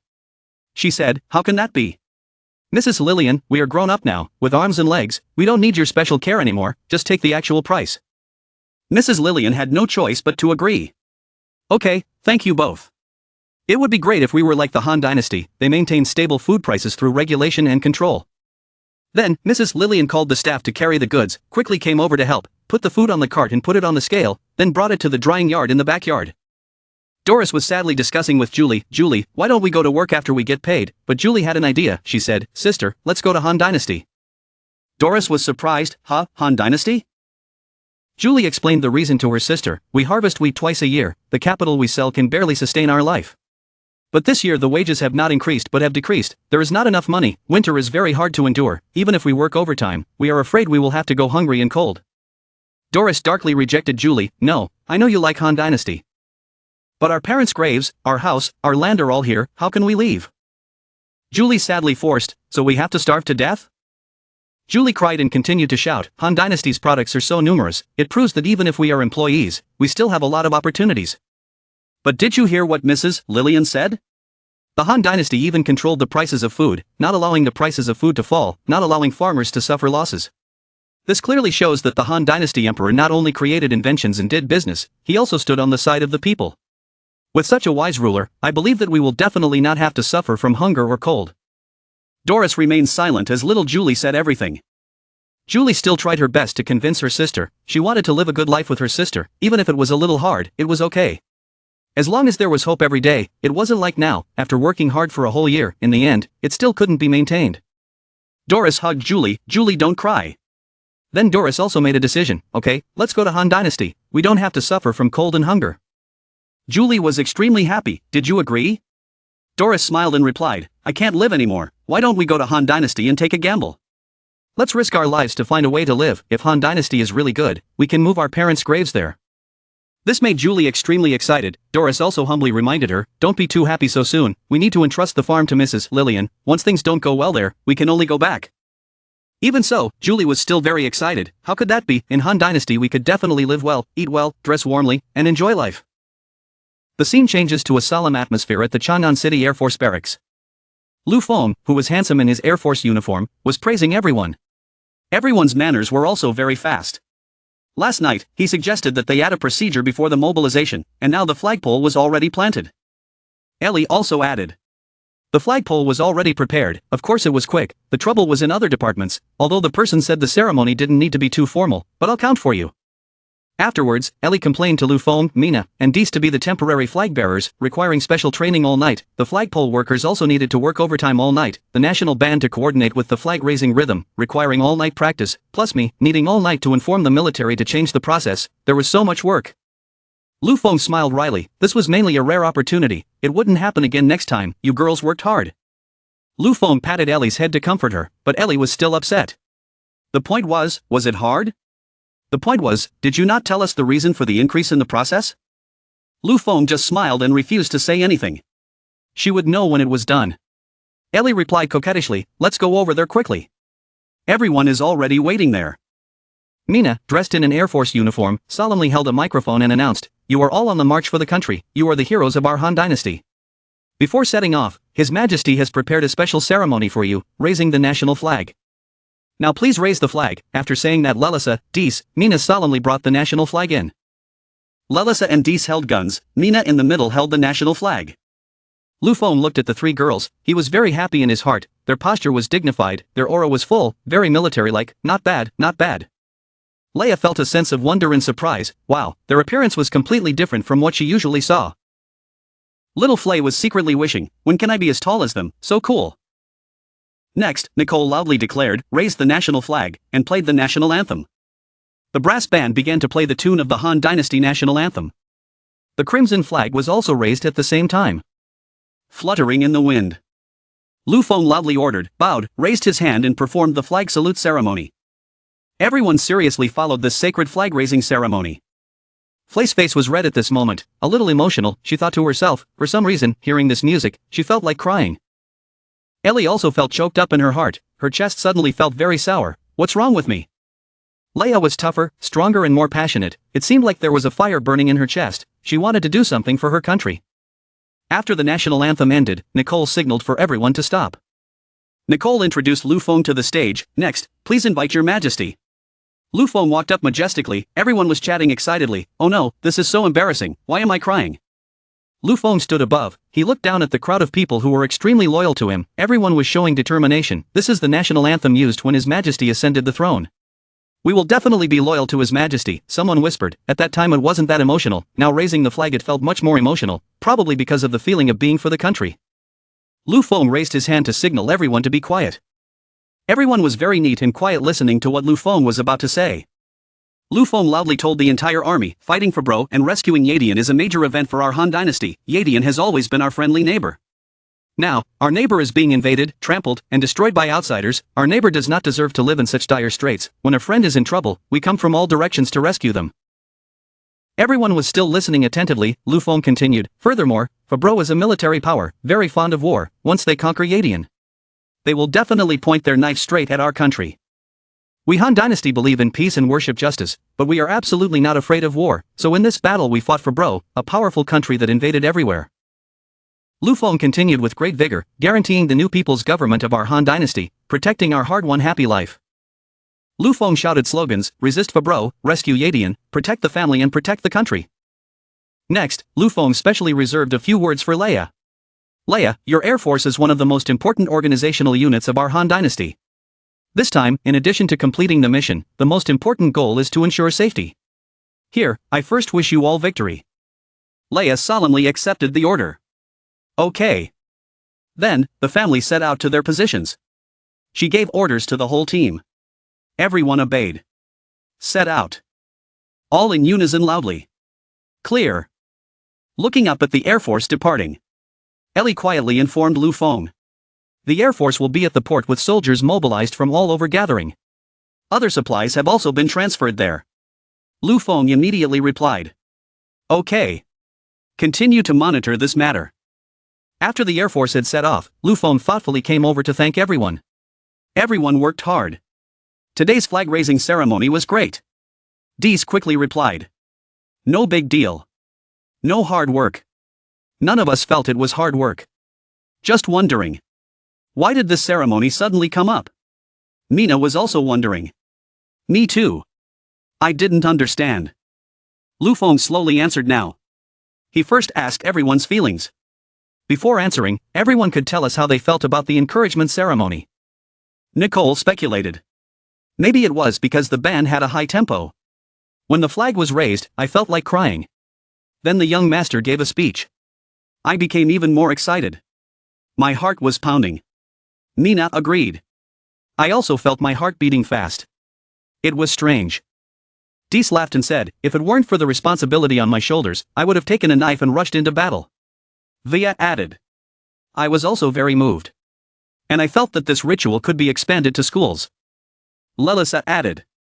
I feel that the young master's methods can reach the deepest part of people. Lu Feng listened to it all.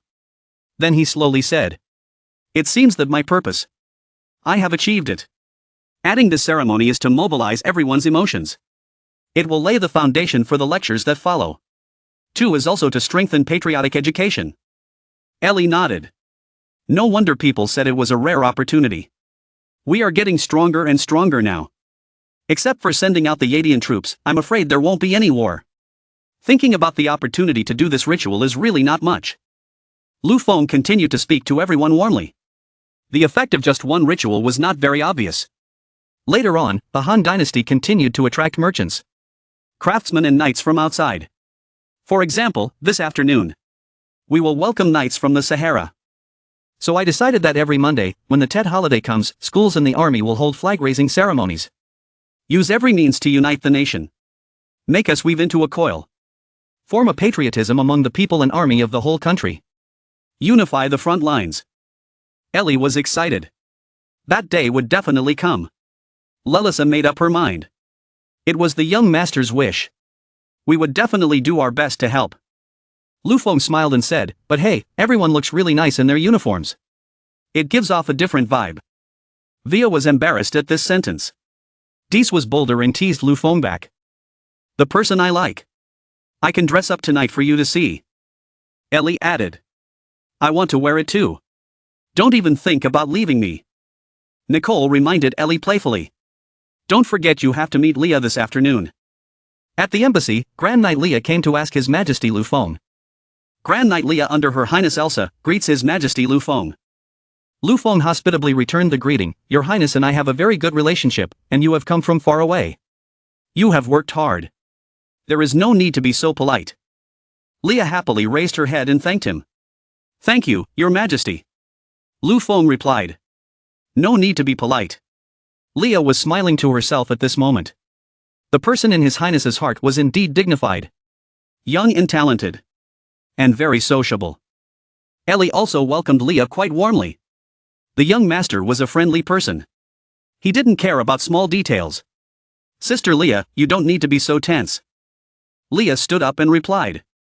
Then I will directly show Your Majesty the things that Your Highness brought here. Then Leah enthusiastically introduced them to Lu Feng. The cold winter is coming. These sheepskin coats are also a part of His Highness's sentiments. Lu Feng expressed his gratitude. Elsa was thoughtful. Not only knights, oars, but also sheepskin coats, I like them all very much. It is truly a help to people in need. Leah added. The quality of the oars this time is top-notch. 40% are rare oars. His Highness said. You will definitely need them. Lu Feng is very grateful. The Han Dynasty is doing large-scale research on the invention of steel machines. They are having a headache because there are not enough oars. Thank you very much. Next, the knights. Leah said enthusiastically. These knights were all carefully selected by His Highness. Each and every one of them is majestic and heroic. They are the courage of our grasslands. Dees had to admire at first sight. Wow. So muscular. Really want to rub against him. Nina shyly reminded Dees. Dees. Be a little more restrained. Then, Lu Feng spoke to Leah again. Leah. You are tired from the journey. I have prepared a banquet in the back. I did not know that. Leah quickly spoke up and refused. Your Majesty's good intentions. I should have attended the banquet. But Sahara is still fighting. We all wanted to go back. We wanted to quickly buy supplies to go back. Lu Feng thought to himself when he heard Leah say that. They had spent several days cleaning up the sheep's wool. They were afraid that they had already exceeded their planned stay. Then, Lu Feng spoke again. If that was the case, everyone should quickly get to work. If there were supplies, Ellie, you help out a bit, and prioritize supplying them as quickly as possible. Leah was delighted after hearing that. Thank you, Your Majesty, for your help. Ellie teased Leah. Are you so grateful now? Wait an hour and the supplies will be ready. Shouldn't she bow her head and thank him with her body? Leah replied in surprise. Can it be ready in an hour? Of course it's possible. Oh no. Lu Feng helplessly stopped Ellie. Stop teasing her. Hurry up and get to work. Next, Lu Feng assigned the knights. He said to Mina. The knights first lead to the northern camp to make temporary arrangements. There is no need to mix with the others. Mina received the order. Yes, young master. Dees was eyeing the pile of feathers. Lu Feng was deep in thought, trying to figure out how to deal with it. There were so many feathers. Dees quickly wanted to rush into the pile of feathers. She said mischievously. Young master. Leave it to me. Nicole panicked and quickly spoke up to stop Dees. Dees, stop quickly, the car is about to melt. Dees ignored Nicole's objection. She happily held up the piece of fur and said happily. Everyone, look. How I make a fur blanket. Lu Feng saw this and had an idea. He said to Dees, that's good. I'm also thinking of taking it to the textile factory to make cotton jackets and scarves. I didn't expect Dees to be very good at this craft. But the mischievous Dees slipped and the piece of fleece flew away. She whimpered. Don't fly away. Nicole's eyes widened. Be careful. Don't let it fall. Lu Feng could only smile and say. She should still take the feathers directly to the weaving factory. Next, Nicole said to Lu Feng, young master, it's almost 4 p.m. now. Do you want to go to the tallest building or not? Before Nicole could finish, Lu Feng replied. I'll go back first. On the way, conveniently think about how many ores to allocate to the Air Force's Strategic Weapons Department. Nicole asked again. Young master, winter is coming. The last trade war is almost over. Are you planning to build the port during the winter? Lu Feng answered her comfortably. Maritime trade is an important means of our business. Building ports is naturally very important. Scene changes to port in Haiyan City. Lo was talking to Paul. Lo said. Now is the last wave of merchant fleets that have continuously returned from other countries. How many squads arrived at the port today? Paul quickly replied. Today there are 2 squads returning. But, Paul said worriedly. According to the plan, the RO team was supposed to return 3 days ago, but they still haven't returned. Did something unexpected happen to them at sea? Lo actively consoled Paul. That route is our usual route. It is extremely safe. Besides, no one can say for sure about things at sea. Being a few days late is normal. Don't think too much. Then Lo asked Paul to come along. Let's go. There's a big fleet coming back in the afternoon. We need to prepare well. Outside the forest of Zijin City, at this time in a grove. A wild boar was busy snorting on the ground like some kind of person. In another hidden corner, Prince Eddie was taking out an arrow. Yang was also preparing to aim at it. Nathan worriedly expressed. Your Highness. Black Deacon has spoken. His Highness Field will be going to Zijin City today. He is out hunting at this time. If His Highness Field arrives, Prince Eddie will directly interrupt. She is here. Just wait. Hearing him say that, Nathan could not say anything more. He could only silently think to himself. His Highness Field was not on good terms with people. If he felt that he was not being well received, he would definitely quarrel again. Prince Eddie takes up his bow. Fires an arrow. The arrow flew out. Then it accurately hit the wild boar, causing it to cry out in pain. At this moment, Prince Eddie immediately drew his sword and charged forward. Nathan quickly reminded. Your Highness. Be careful. The wild boar was as if mad. It ran away, gasping for breath. It let out a loud cry. A bloody scene unfolded. In no time, the boar fell to the ground. Dead instantly. Prince Eddie, however, stood tall. The subordinates now jumped out to cheer. This kind of wild beast had a huge body. It would take at least 5 knights to surround and capture it. His Highness alone could have finished it. His Highness could not only shoot leaves within 100 steps. He also had superb swordsmanship. As expected of the future emperor. Eddie was very happy to be flattered.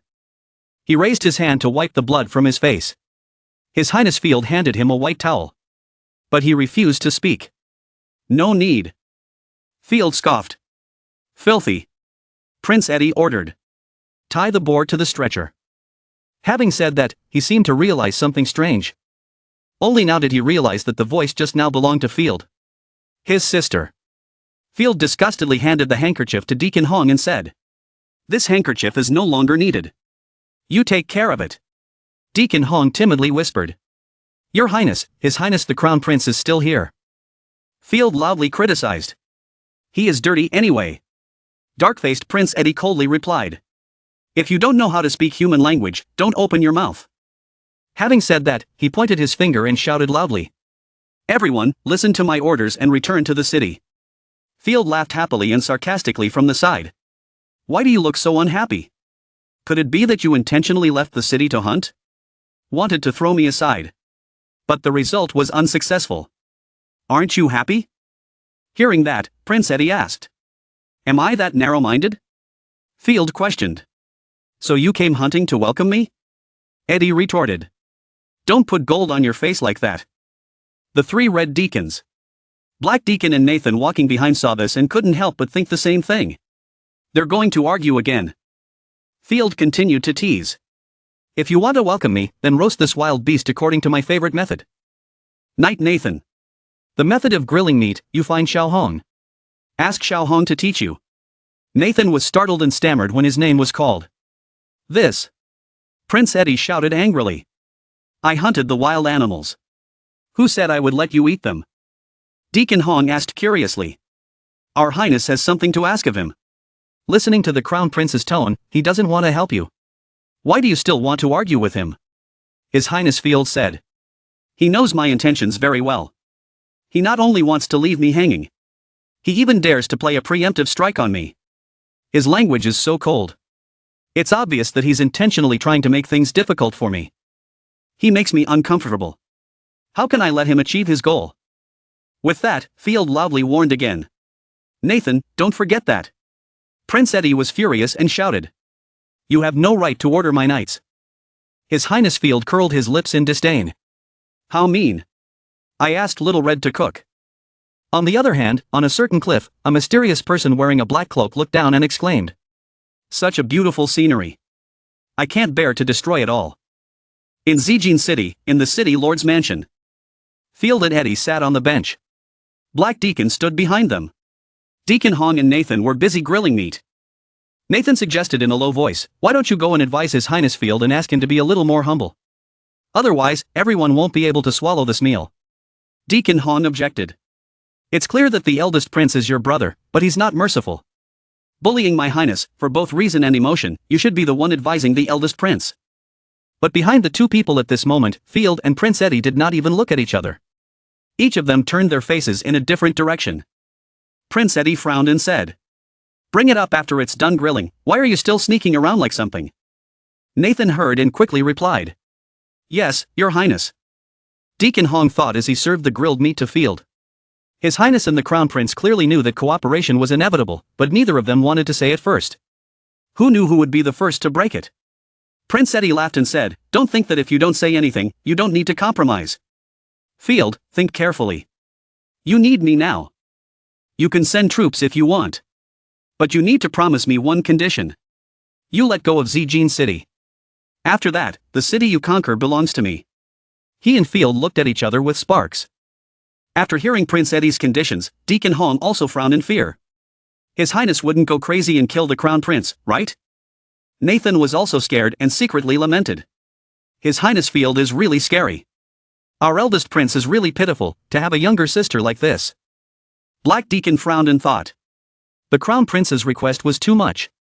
But Her Highness Field didn't even bother to look at her brother at this moment. She turned her head. Calmly said one word. "Okay." Hearing that, Prince Eddie raised his hand in satisfaction and said, "Did you hear clearly? Blind people. It wasn't easy for us brothers to sit down and eat together. We actually achieved such a deep cooperation.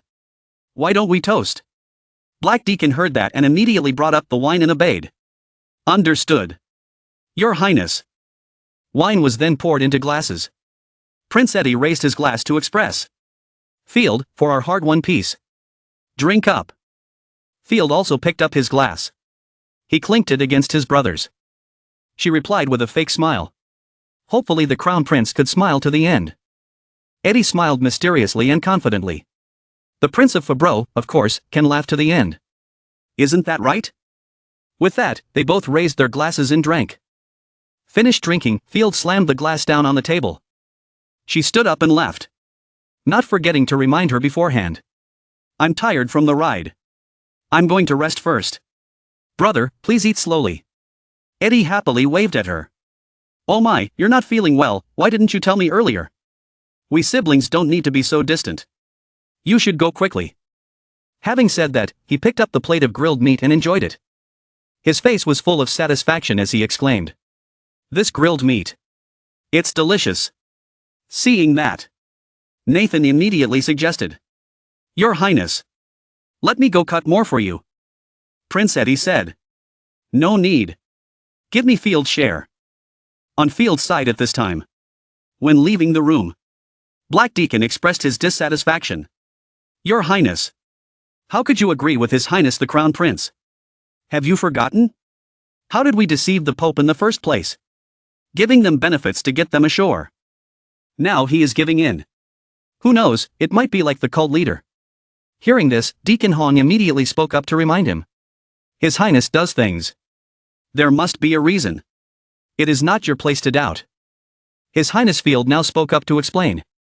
Lu Feng has allied with Timothy. They have so many trump cards. Just relying on our strength. Not only can we not swallow Yadian, there is also the possibility of being swallowed back. Furthermore, do you think I will give in? Just an alliance? No, that further demonstrates. We receive the full support of His Majesty King Chandra, the Holy Emperor of the Fabro Empire. Fabro Imperial Palace at this time. The messenger brought the news. King Chandra couldn't help but exclaim with joy when he read the news. Great! My two beloved children are finally reunited. Field can definitely help Eddie get Yadian. I tell you, I can completely hand over Yadian to them. Let Eddie practice freely. Field, I will make her the female Grand Duke. Let her assist Eddie well. The messenger heard that and immediately replied. Yes. Your Majesty. The other princesses and princes couldn't help but think to themselves with envy. Here we go again. Father is favoring Eddie too much. Eddie, forget it. Why does Field even get respect? No, keep going like this. In the future, all the benefits will be theirs. Basically, there will be no part for us. Prince Ike spoke up. Father. Such good news. It wouldn't do without food to celebrate. I recently obtained some food from the Han Dynasty. Would you like to try it? Hearing that, King Chandra's eyes lit up and said, all right. Quickly bring it here. Immediately after that, the canned food was presented. There were also various wines. Looking at these, the king kept praising them. It is indeed a taste I have never tasted before. Ikes, you are not bad. He asked while eating, it is delicious. This is also delicious. You have presented so many things. What do you want as a gift? Prince Ikes looked at him eating with relish and replied with satisfaction. I don't want to be given anything. I asked a familiar merchant to bring these back from the Han Dynasty.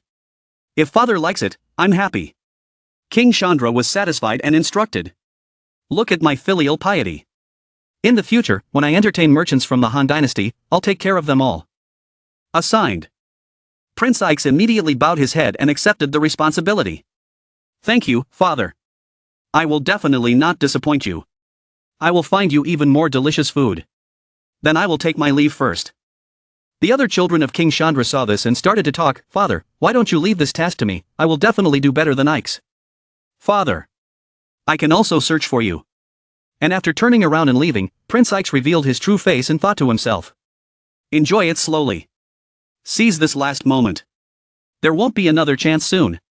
Fabro is mine. At sea now. A storm is sweeping through. The sea is rough. Thunder and lightning are rumbling. The boat is having difficulty moving.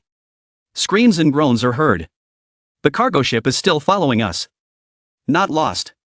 The rain of stars has not stopped yet. It is so cold. Prince Knight and Nemo wrapped themselves in blankets because of the cold. Nemo shivered and said. The drop in temperature at sea was indeed scary. Much colder than the 6 electric poles. Prince Knight was so cold that he stuttered and said. Speak. Less. Conserve body heat. At this moment, someone ran in and shouted loudly. Your Highness. Something is wrong. From yesterday until today, a third of the people on the main ship have caught a cold. The ship behind has not yet sent any news. But your subordinates think it is very likely to be very serious. Your Highness. What should we do? The two princes were frightened and stood up. Prince Knight questioned. How is that possible? Didn't I tell you to distribute warm clothes and blankets downstairs? The other person's face turned pale as he explained. He had already released it. But the weather was too cold. Prince Knight held his head and thought in confusion. Such a small boat. If a plague broke out on the boat, everyone would be dead. Prince Nemo was afraid of being disfigured. No way. We can't die here. Thought so. Both of them went to the room on the boat. Opened the door. Prince Knight suggested. Mr. Oak. You are the doctor we hired with high salary. Tell me how to solve it. Mr. Oak knew the situation and immediately reassured him. Your Highness, it's just a common cold on the boat. It's not contagious. There's no need to be too tense. Everyone just needs to make sure to stay warm. With good treatment, you can get well. But if you're worried about it really being an epidemic, you can gather the patients together for treatment. Hearing this, Prince Knight waved his hand and gave the order, informing the ships to gather those who had caught the flu in one place, and to save them at all costs. The flu must not turn into a pandemic. After hearing this, everyone shouted in unison, understood. Prince Nemo suddenly sighed in frustration and said, Is it good to be in Han Dynasty? Why do we have to suffer here? The Night Prince scolded. What are you saying? Father is waiting for us. Of course we have to go back. Just then, a gust of wind blew by, causing his whole body to freeze. The two of them sat down on the chairs again, hugging their cups of hot water and trembling. Prince Knight expressed, but I really miss the good wine and delicious food of Chang'an City. Prince Nemo sighed and said, if we had left a few days later, would we still be in Haiyan City eating delicious food? Chang'an City rain poured down. In Lu Feng's bedroom, Nicole held his clothes and looked outside. It was cold last night. There was freezing rain. It's raining again today. I'm still afraid you won't sleep well. I didn't expect you to wake up later than usual. Lu Feng sat up and replied. Rainy days are good for sleeping. Will I wake up late for long? Nicole replied, not too long. It's very cold today. He quickly put on his coat. Lu Feng asked still a little sleepily. Cold? I don't think so. Nicole explained, it was because people exercised regularly. Good physical condition. People didn't know. Monica was so cold today that she was still sleeping under the covers. No matter how much I called her, she wouldn't wake up. Ellie and Mina were also in a daze, not alert. Lu Feng put on his coat and asked worriedly. It's not even winter yet. They don't have any health problems, right? Nicole smiled reassuringly. It's okay. It's normal for Ellie and Mina to fall asleep. But Monica, I heard that the lizardmen will fall into hibernation when the temperature is below 15 degrees. But as soon as the temperature rises, they will wake up. Lu Feng had already finished dressing. He was running his hand through his hair. Hearing what she said, he nodded to show that he understood. But he couldn't hide his surprise. He thought only animals hibernated. He didn't expect that humans and beasts did too. Nicole asked silently. Ellie and the others were in Monica's room thinking of a way to wake her up. Would you like to go and see? At this moment, in Monica's room, everyone was thinking of ways to wake her up. Dees held the loudspeaker and said, the loudspeaker doesn't work either. Let me. Last time I got some wool. I'm sure it can wake Monica up. Mina reminded. Hey, the wool is small and short. Carefully inhale it through your nose. Nicole and Lu Feng walked in. Seeing the scene, they couldn't help but laugh. They didn't expect that they could even think of something like this. Lu Feng exclaimed. It seemed very lively. Hearing his voice, everyone turned around at once. Young master. Why are you here? Lu Feng asked. You guys are finally teasing Monica. Or should we wake her up? How can this raise the temperature? Can we wake her up? Dees regretfully expressed after being taught a lesson. Young master. Sorry. Ellie explained hurriedly. We tried many methods but they didn't work. We just used the old method. Mina frowned and said. I think you girls are having fun. Lu Feng walked over. He touched Monica's forehead and asked again. Was she really in such a deep sleep? Her body temperature was very low. She didn't wake up even after being called. Was there a problem? Ellie explained. Hibernation is a state of low temperature. And I heard that some hibernating beasts can sleep for an entire winter. Billis forced a smile and said. We are also selfish. Just joking. Lu Feng immediately turned his head and instructed. Letting Monica continue sleeping like this is not a solution. Get someone to turn on the heater. See if the temperature rises. Can she wake up? If not, we can only call the doctor. Nicole listened and nodded. Okay. Go to work immediately. You guys don't stay here anymore. Hurry down and have breakfast before going to work. Leave Monica to me. Everyone heard that and replied dejectedly. I know. Then everyone went to the dining room and sat around the table to prepare breakfast. Aunt Mai happily introduced. This is the noodle soup that I specially made today. It's best to eat it while it's still hot. Otherwise, it will get cold very quickly. Everyone immediately started using their chopsticks. They also didn't forget to thank Aunt Mai. As usual, Dees was the first to pick up her chopsticks. She exclaimed. The smell of the soup was so fragrant. The others also gave compliments after trying it. Aunt Mai, the noodles were delicious. The noodle soup was also delicious. The green vegetables were fresh and crunchy. In the winter, it was true that having a bowl of noodle soup was the best. Aunt Mai was praised and smiled brightly. She said, as long as you like it, that's fine.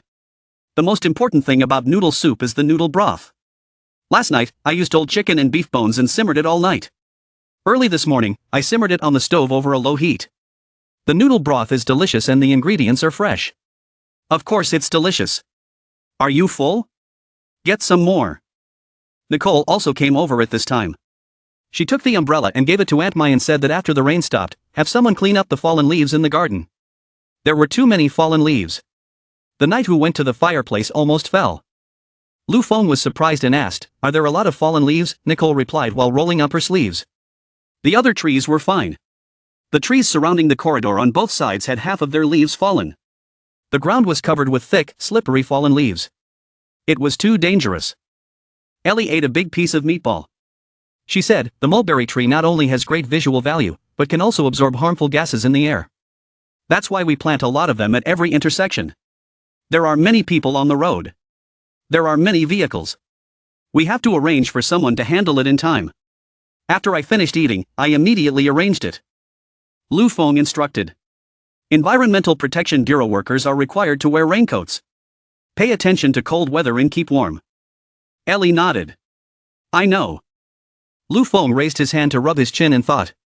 With such a wide range of temperature reduction, the number of people catching colds would definitely increase rapidly. The pressure on hospitals would also be much greater, once a flu epidemic was formed.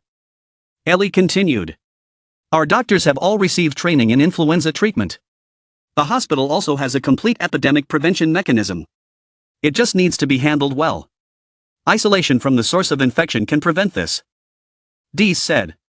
The police station is very close to the central hospital. I can conveniently go over and give them the news. At this time, Ellie and Dees headed towards the last piece of meatball. Since there was only one, the two of them couldn't help but fight over it. Let me eat the last one. This is mine. Lu Feng looked at it and could only helplessly say. Okay. I'll leave it to you. There are other areas as well. In the end, Dees won the meatball.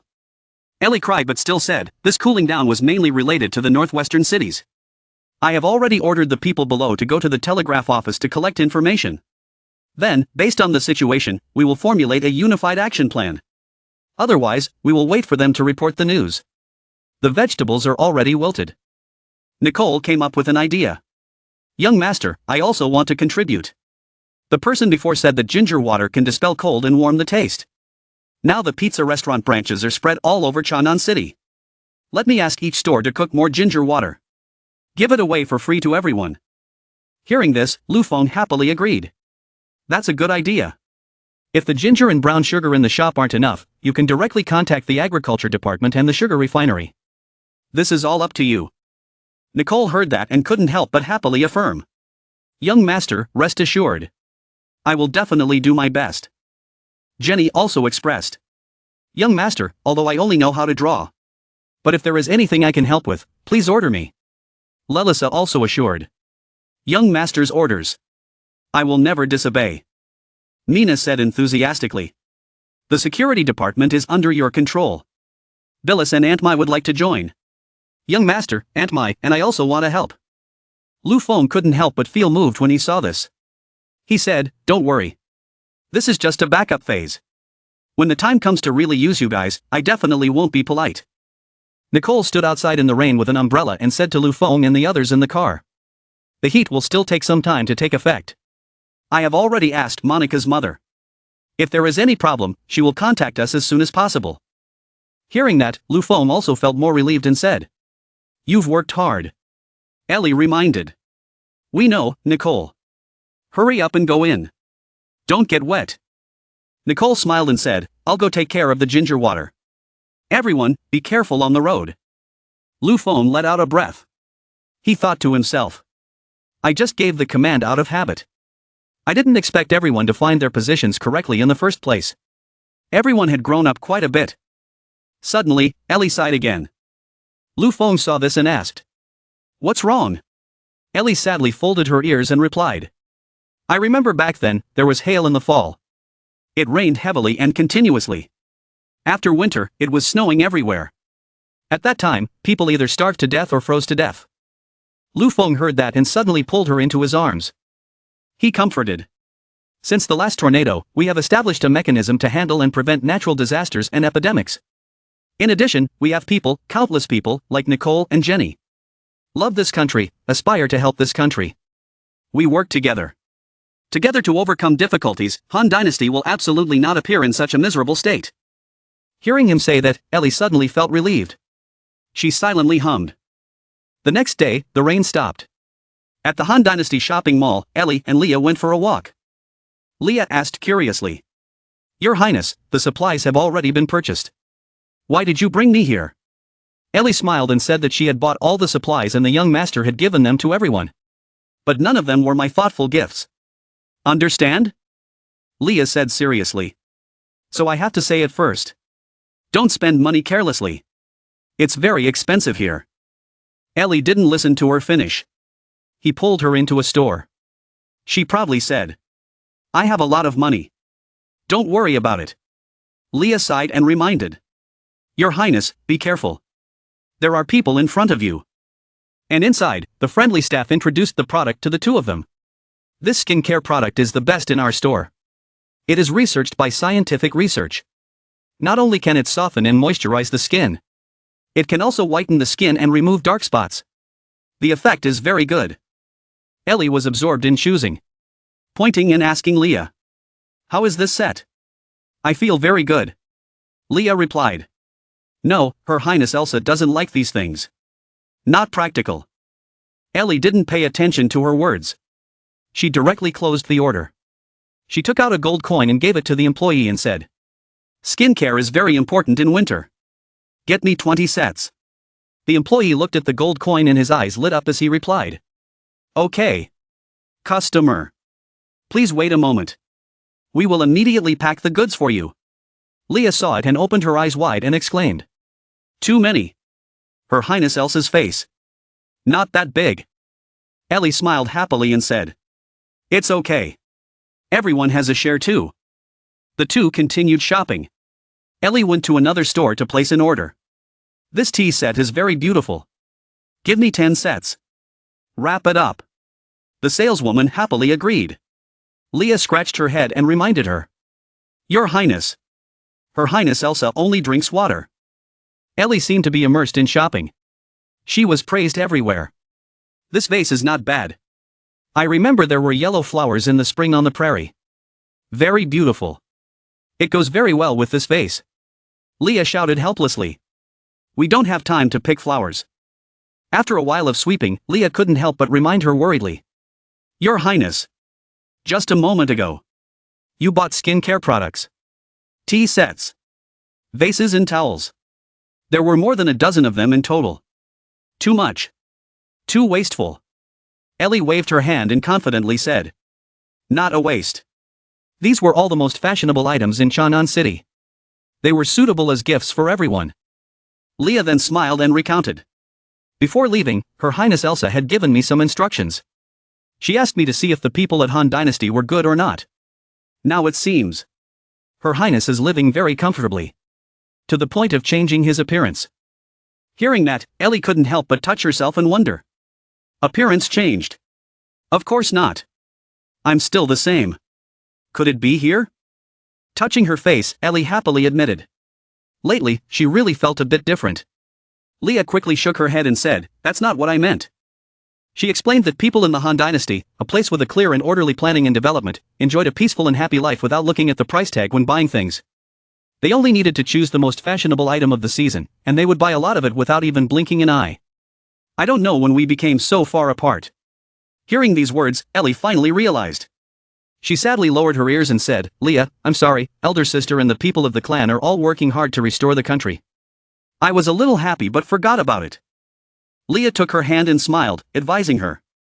"No, that kind of person. I'm very happy. A happy person. That's the biggest wish of Elsa and I." Ellie saw that at this moment, she was also happy and silently called out. "Sister Leah." At this moment, a shop sales pitch rang out. Chang'an City's latest fleece jacket, to keep you warm this winter. Original price 998. Now selling only 668. Limited quantity. Once sold out, it will stop.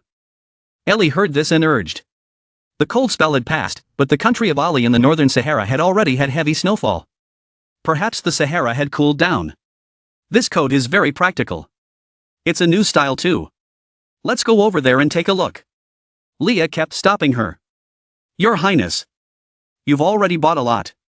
If you want to buy a coat, just buy it for Her Highness Elsa. Ellie replied. I have my own idea. Then he pulled Leah inside. The salesman introduced. This type of coat uses the latest sewing method. After wearing it, the wearer will look taller and slimmer. It is especially charismatic. And it also has very good heat retention. With the current temperature, wearing it for a while will make you sweat. Ellie heard and innocently suggested. Get me the right size. Let the person next to me try it on. Leah behind kept shaking her head. It's too expensive. But in the end she was forced to wear it. Leah asked a little worriedly while trying on the clothes. Your Highness. Is this okay? This is a gift for Her Highness Elsa. I can't wear it. The staff helped Leah try on the clothes while giving advice. This customer has a very nice figure. A size M should be fine. Ellie knew her worries, so she smiled happily to reassure her. Her body and Elsa's were very similar. If you want to try it, then go ahead and try it. After putting it on, Leah looked at herself and commented. I feel like this shirt is strange somehow. After putting it on, it doesn't look like me anymore. Ellie approached to ask. This is the effect that is needed. The cut and style are really not bad. How is it? Is it warm? Leah answered honestly. Very good. I am sweating now. Ellie was just waiting for the sentence. She put on her sunglasses from somewhere. The bossy guy confirmed the order. Size M and size L, take 20 of each size. Scarves and hats. Also take the same quantity according to the full size. The employee's eyes lit up immediately. Okay. I'll go pack it for you right away. You can sit down first. Drink some water. Eat something. The girl then ordered her subordinates. You, take these two young ladies to rest. You, come with me to pack. She was still worried that no one would buy such a high price. Unexpectedly, a big customer came. Of course, she had to work even harder. After hearing Ellie's shopping list, Leah opened her mouth and eyes wide. Your Highness. Didn't you say you were only buying it for Elsa? You're back again. This shirt is so expensive. How can you afford it? Ellie replied cheerfully. Don't worry about money. I have money. I have extra to give everyone some of these things. Leah was angry and threatened. Buy this and come back. Otherwise, I will return all of these things. Ellie could only close her eyes and agree to coax her. Okay. Don't be angry. Leaving the store, Leah immediately reminded. Your Highness. You are like this. I will not dare to go shopping with you in the future. Look at the things we bought. There is not enough space in the car to put the clothes alone. The rest of the things are delivered to the house by the store. Ellie smiled and expressed. This is my intention. I am afraid that there will not be enough for everyone. Don't be angry. Nicole coincidentally saw the two of them and called out. Ellie. Leah. The last two of them are back. There's a cart of clothes here that Leah needs to pick up. I was planning to send someone to find the other two. Ellie asked with wide eyes. Coat? What coat? Leah looked at the cart in front of her and asked doubtfully. A big cart of coats? Nicole happily extended her hand to introduce. Didn't Leah bring a large amount of wool? The young master arranged for someone to sew it into a wool coat. This car was specially given to Elsa. Don't worry, the young master knows that the steppe is cold. These coats are of better quality and are more durable than the new products on the market. Ellie was devastated when she heard the news. The delivery man didn't know what was going on, so he kept asking. Sir Ellie, these coats were delivered directly to your room. You're still sitting there complaining. I bought too many. At Haiyan City Port. Everyone hurriedly urged each other. Hurry! Transport them. This cotton is very susceptible to water. Be careful with the cart. Haven't the 5th merchant team's goods left yet? Hurry! Nyo-san was standing in command. A few people saw the urgency and came over to ask. This cold spell was too sudden. The people who unloaded goods at the port yesterday were all sick. It couldn't be the flu, right? Nyo-san said. There's no way flu could easily break out. You guys just have to try to maintain order. There are very few people at the port today. You two have worked hard. At this moment, someone came to report. General Nyo-san. I have something to report. 2 fishermen when they went out to sea this morning found the flag of the Aro ship and some wooden planks. I suspect that something bad has happened to the Aro ship. The man finished speaking and then brought up a wooden box. The other 2 people immediately went forward to check. After confirming, they cried out in shock. This wooden plank was indeed made by us. The thickness of other countries' boats was not the same as ours. Then the 2 of them asked. General. They didn't encounter pirates, did they? Recently, 2 merchant groups also failed to return on time. Did they too? Nyo-san thought for a while, then clenched his hands to reassure them. Don't worry. I will send the army out to sea. If there are pirates, the army will definitely rescue the wounded and eliminate the harm for the people. In the Larson Imperial Palace, Princess Jill fell at the Queen's feet and asked, Your Majesty. You've been reading all morning. Can you put down your book and talk to me? The Queen finally put down the book. She sighed in admiration. It was really too good.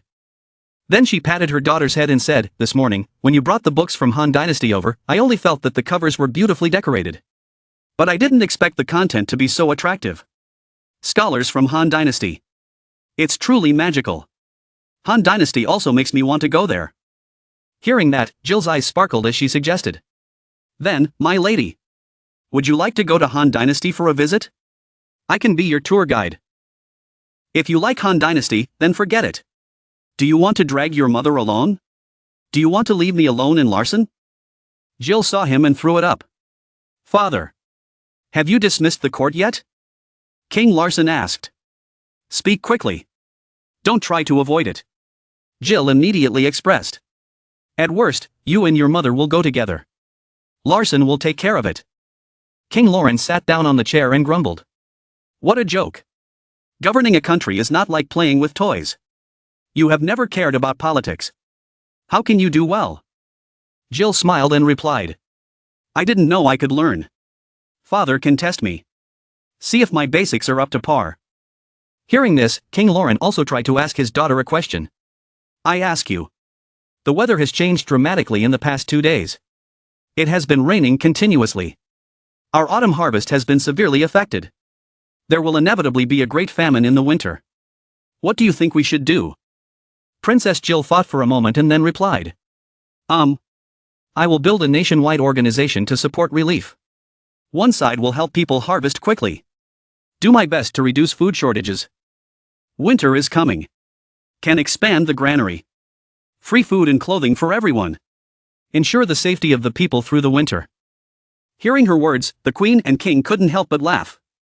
Her father praised her. Our daughter has grown up. Very kind. Jill's eyes widened in confusion. If father and mother felt that I was grown up, Then why were they laughing? King Lauren patted her on the shoulder and advised. Kindness was not wrong. But it was not practical. Think about it. Right now, everyone is too busy taking care of their own land. Where is their human and material resources to build a national organization? Provide relief or something. Furthermore, winter drought relief is just an external task to appease the people. It is not necessary to really empty the national treasury. Go save everyone's lives. What will the officials eat next year? What will the army eat? What will we eat? Jill faltered again. There's no need to empty the treasury. We still have plenty of nobles. Then she suddenly reached out and grabbed her father's hand. She stood up and said that her father could call on them for help. His Highness Lu Feng once said, the people are like water. The army is like a boat. Water can push the boat or capsize it. It doesn't matter if it's sincere or for the sake of ruling. The leader should take action. King Lauren was suddenly angry. He pushed his daughter's hand away and questioned her. According to what she said, shouldn't we imitate Lu Feng and start abolishing slavery and gradually reclaiming the property of the nobles? Jill heard that and replied a little scared, I am not him. But aren't we now also simulating the production of their products? There are also road repair shops and other things. Her father waved his hand and said. It's not the same. We can only simulate the surface things like commerce, basic architecture, and the science and technology of the Han Dynasty. Larson can never be like the Han Dynasty. He can serve the people wholeheartedly. He can't even touch the interests of the nobility. Larson's aristocracy has a history of several hundred years. Their relationships are deeply entangled. Once their interests are touched, even our ruling position will be affected. In Larson, the one who can fill a boat or capsize it is not the common people but the aristocracy. Hearing this, Jill was suddenly silent for a while. After a while, she hesitantly asked. Then we have to do something. Can't we just let the famine happen without any care? The queen now stood up. She went forward to comfort her. My child, your kindness makes me feel very comforted. But I still have to say. The best solution is to do nothing. Of course we will use the royal family's name to organize some disaster relief activities. Distribute a fair amount of food to show our royal family's kindness. But that's it. Think about it, the common people, just because of a fall harvest, have nothing to eat. They basically can't do anything. They also don't bring us any help. If they can't survive, they will at most sell their land or themselves to the nobles. They will become our servants. Wouldn't life be better like that? Jill saw her suddenly become scary and stammered in reply. But they are human too. The queen explained. People are also divided into many classes. This is life. In this land, such scenarios have happened for thousands, hundreds of years. I feel uncomfortable. Jill's face turned pale. Just because of one sentence. Just because she was born noble. Having said that, the queen let her go and walked towards the king to argue. Jill touched her chest, her face showing sadness. On the other side, the queen was scolding. It was all because of you. Asking such nonsense. Jill was scared. King Lauren replied, apologizing. Okay. I'll have someone bring some snacks. To atone for your sins. Jill thought with a gloomy face. Maybe I was really too well protected. But why was it so different from what I saw at Han Dynasty? Regardless of whether it's true or false. The only thing I can confirm right now is that I really miss Han Dynasty and everyone right now. The next morning, everything seemed normal again in Larson. Jill ran to the palace, looked at the colorful minerals in the wooden chest and exclaimed. Father, you are so amazing. Not long ago, you found so many minerals and gems. King Lauren was so happy that he said, you don't even have to look to see who it is. Just look slowly and freely. My Larson has vast land and many resources. Jill was curious and ran over to touch everything, commenting, does iron and wood make this kind of sound? Does aluminum have a very special shape? This ruby is so beautiful, it looks like the necklace you are wearing. Then she ran over and shook the king's hand and asked, Father, if we have found the ore that His Majesty Lu Feng wants, when will we send an envoy to tell him? When the king heard the question, he hesitated and said, let's forget about cooperation. Such a big country, if we cooperate, we might easily attract wolves home and be swallowed whole by them. Plus, we can find these minerals, why not grow them ourselves? Princess Jill looked at him in disbelief. Her father had been copying Han Dynasty's products, but this time he found a mineral. He was even more determined to develop on his own, but he still didn't understand the gap between the two countries. How could Han Dynasty easily catch up? If it were me, then cooperating with Han Dynasty would be Larsen's way out.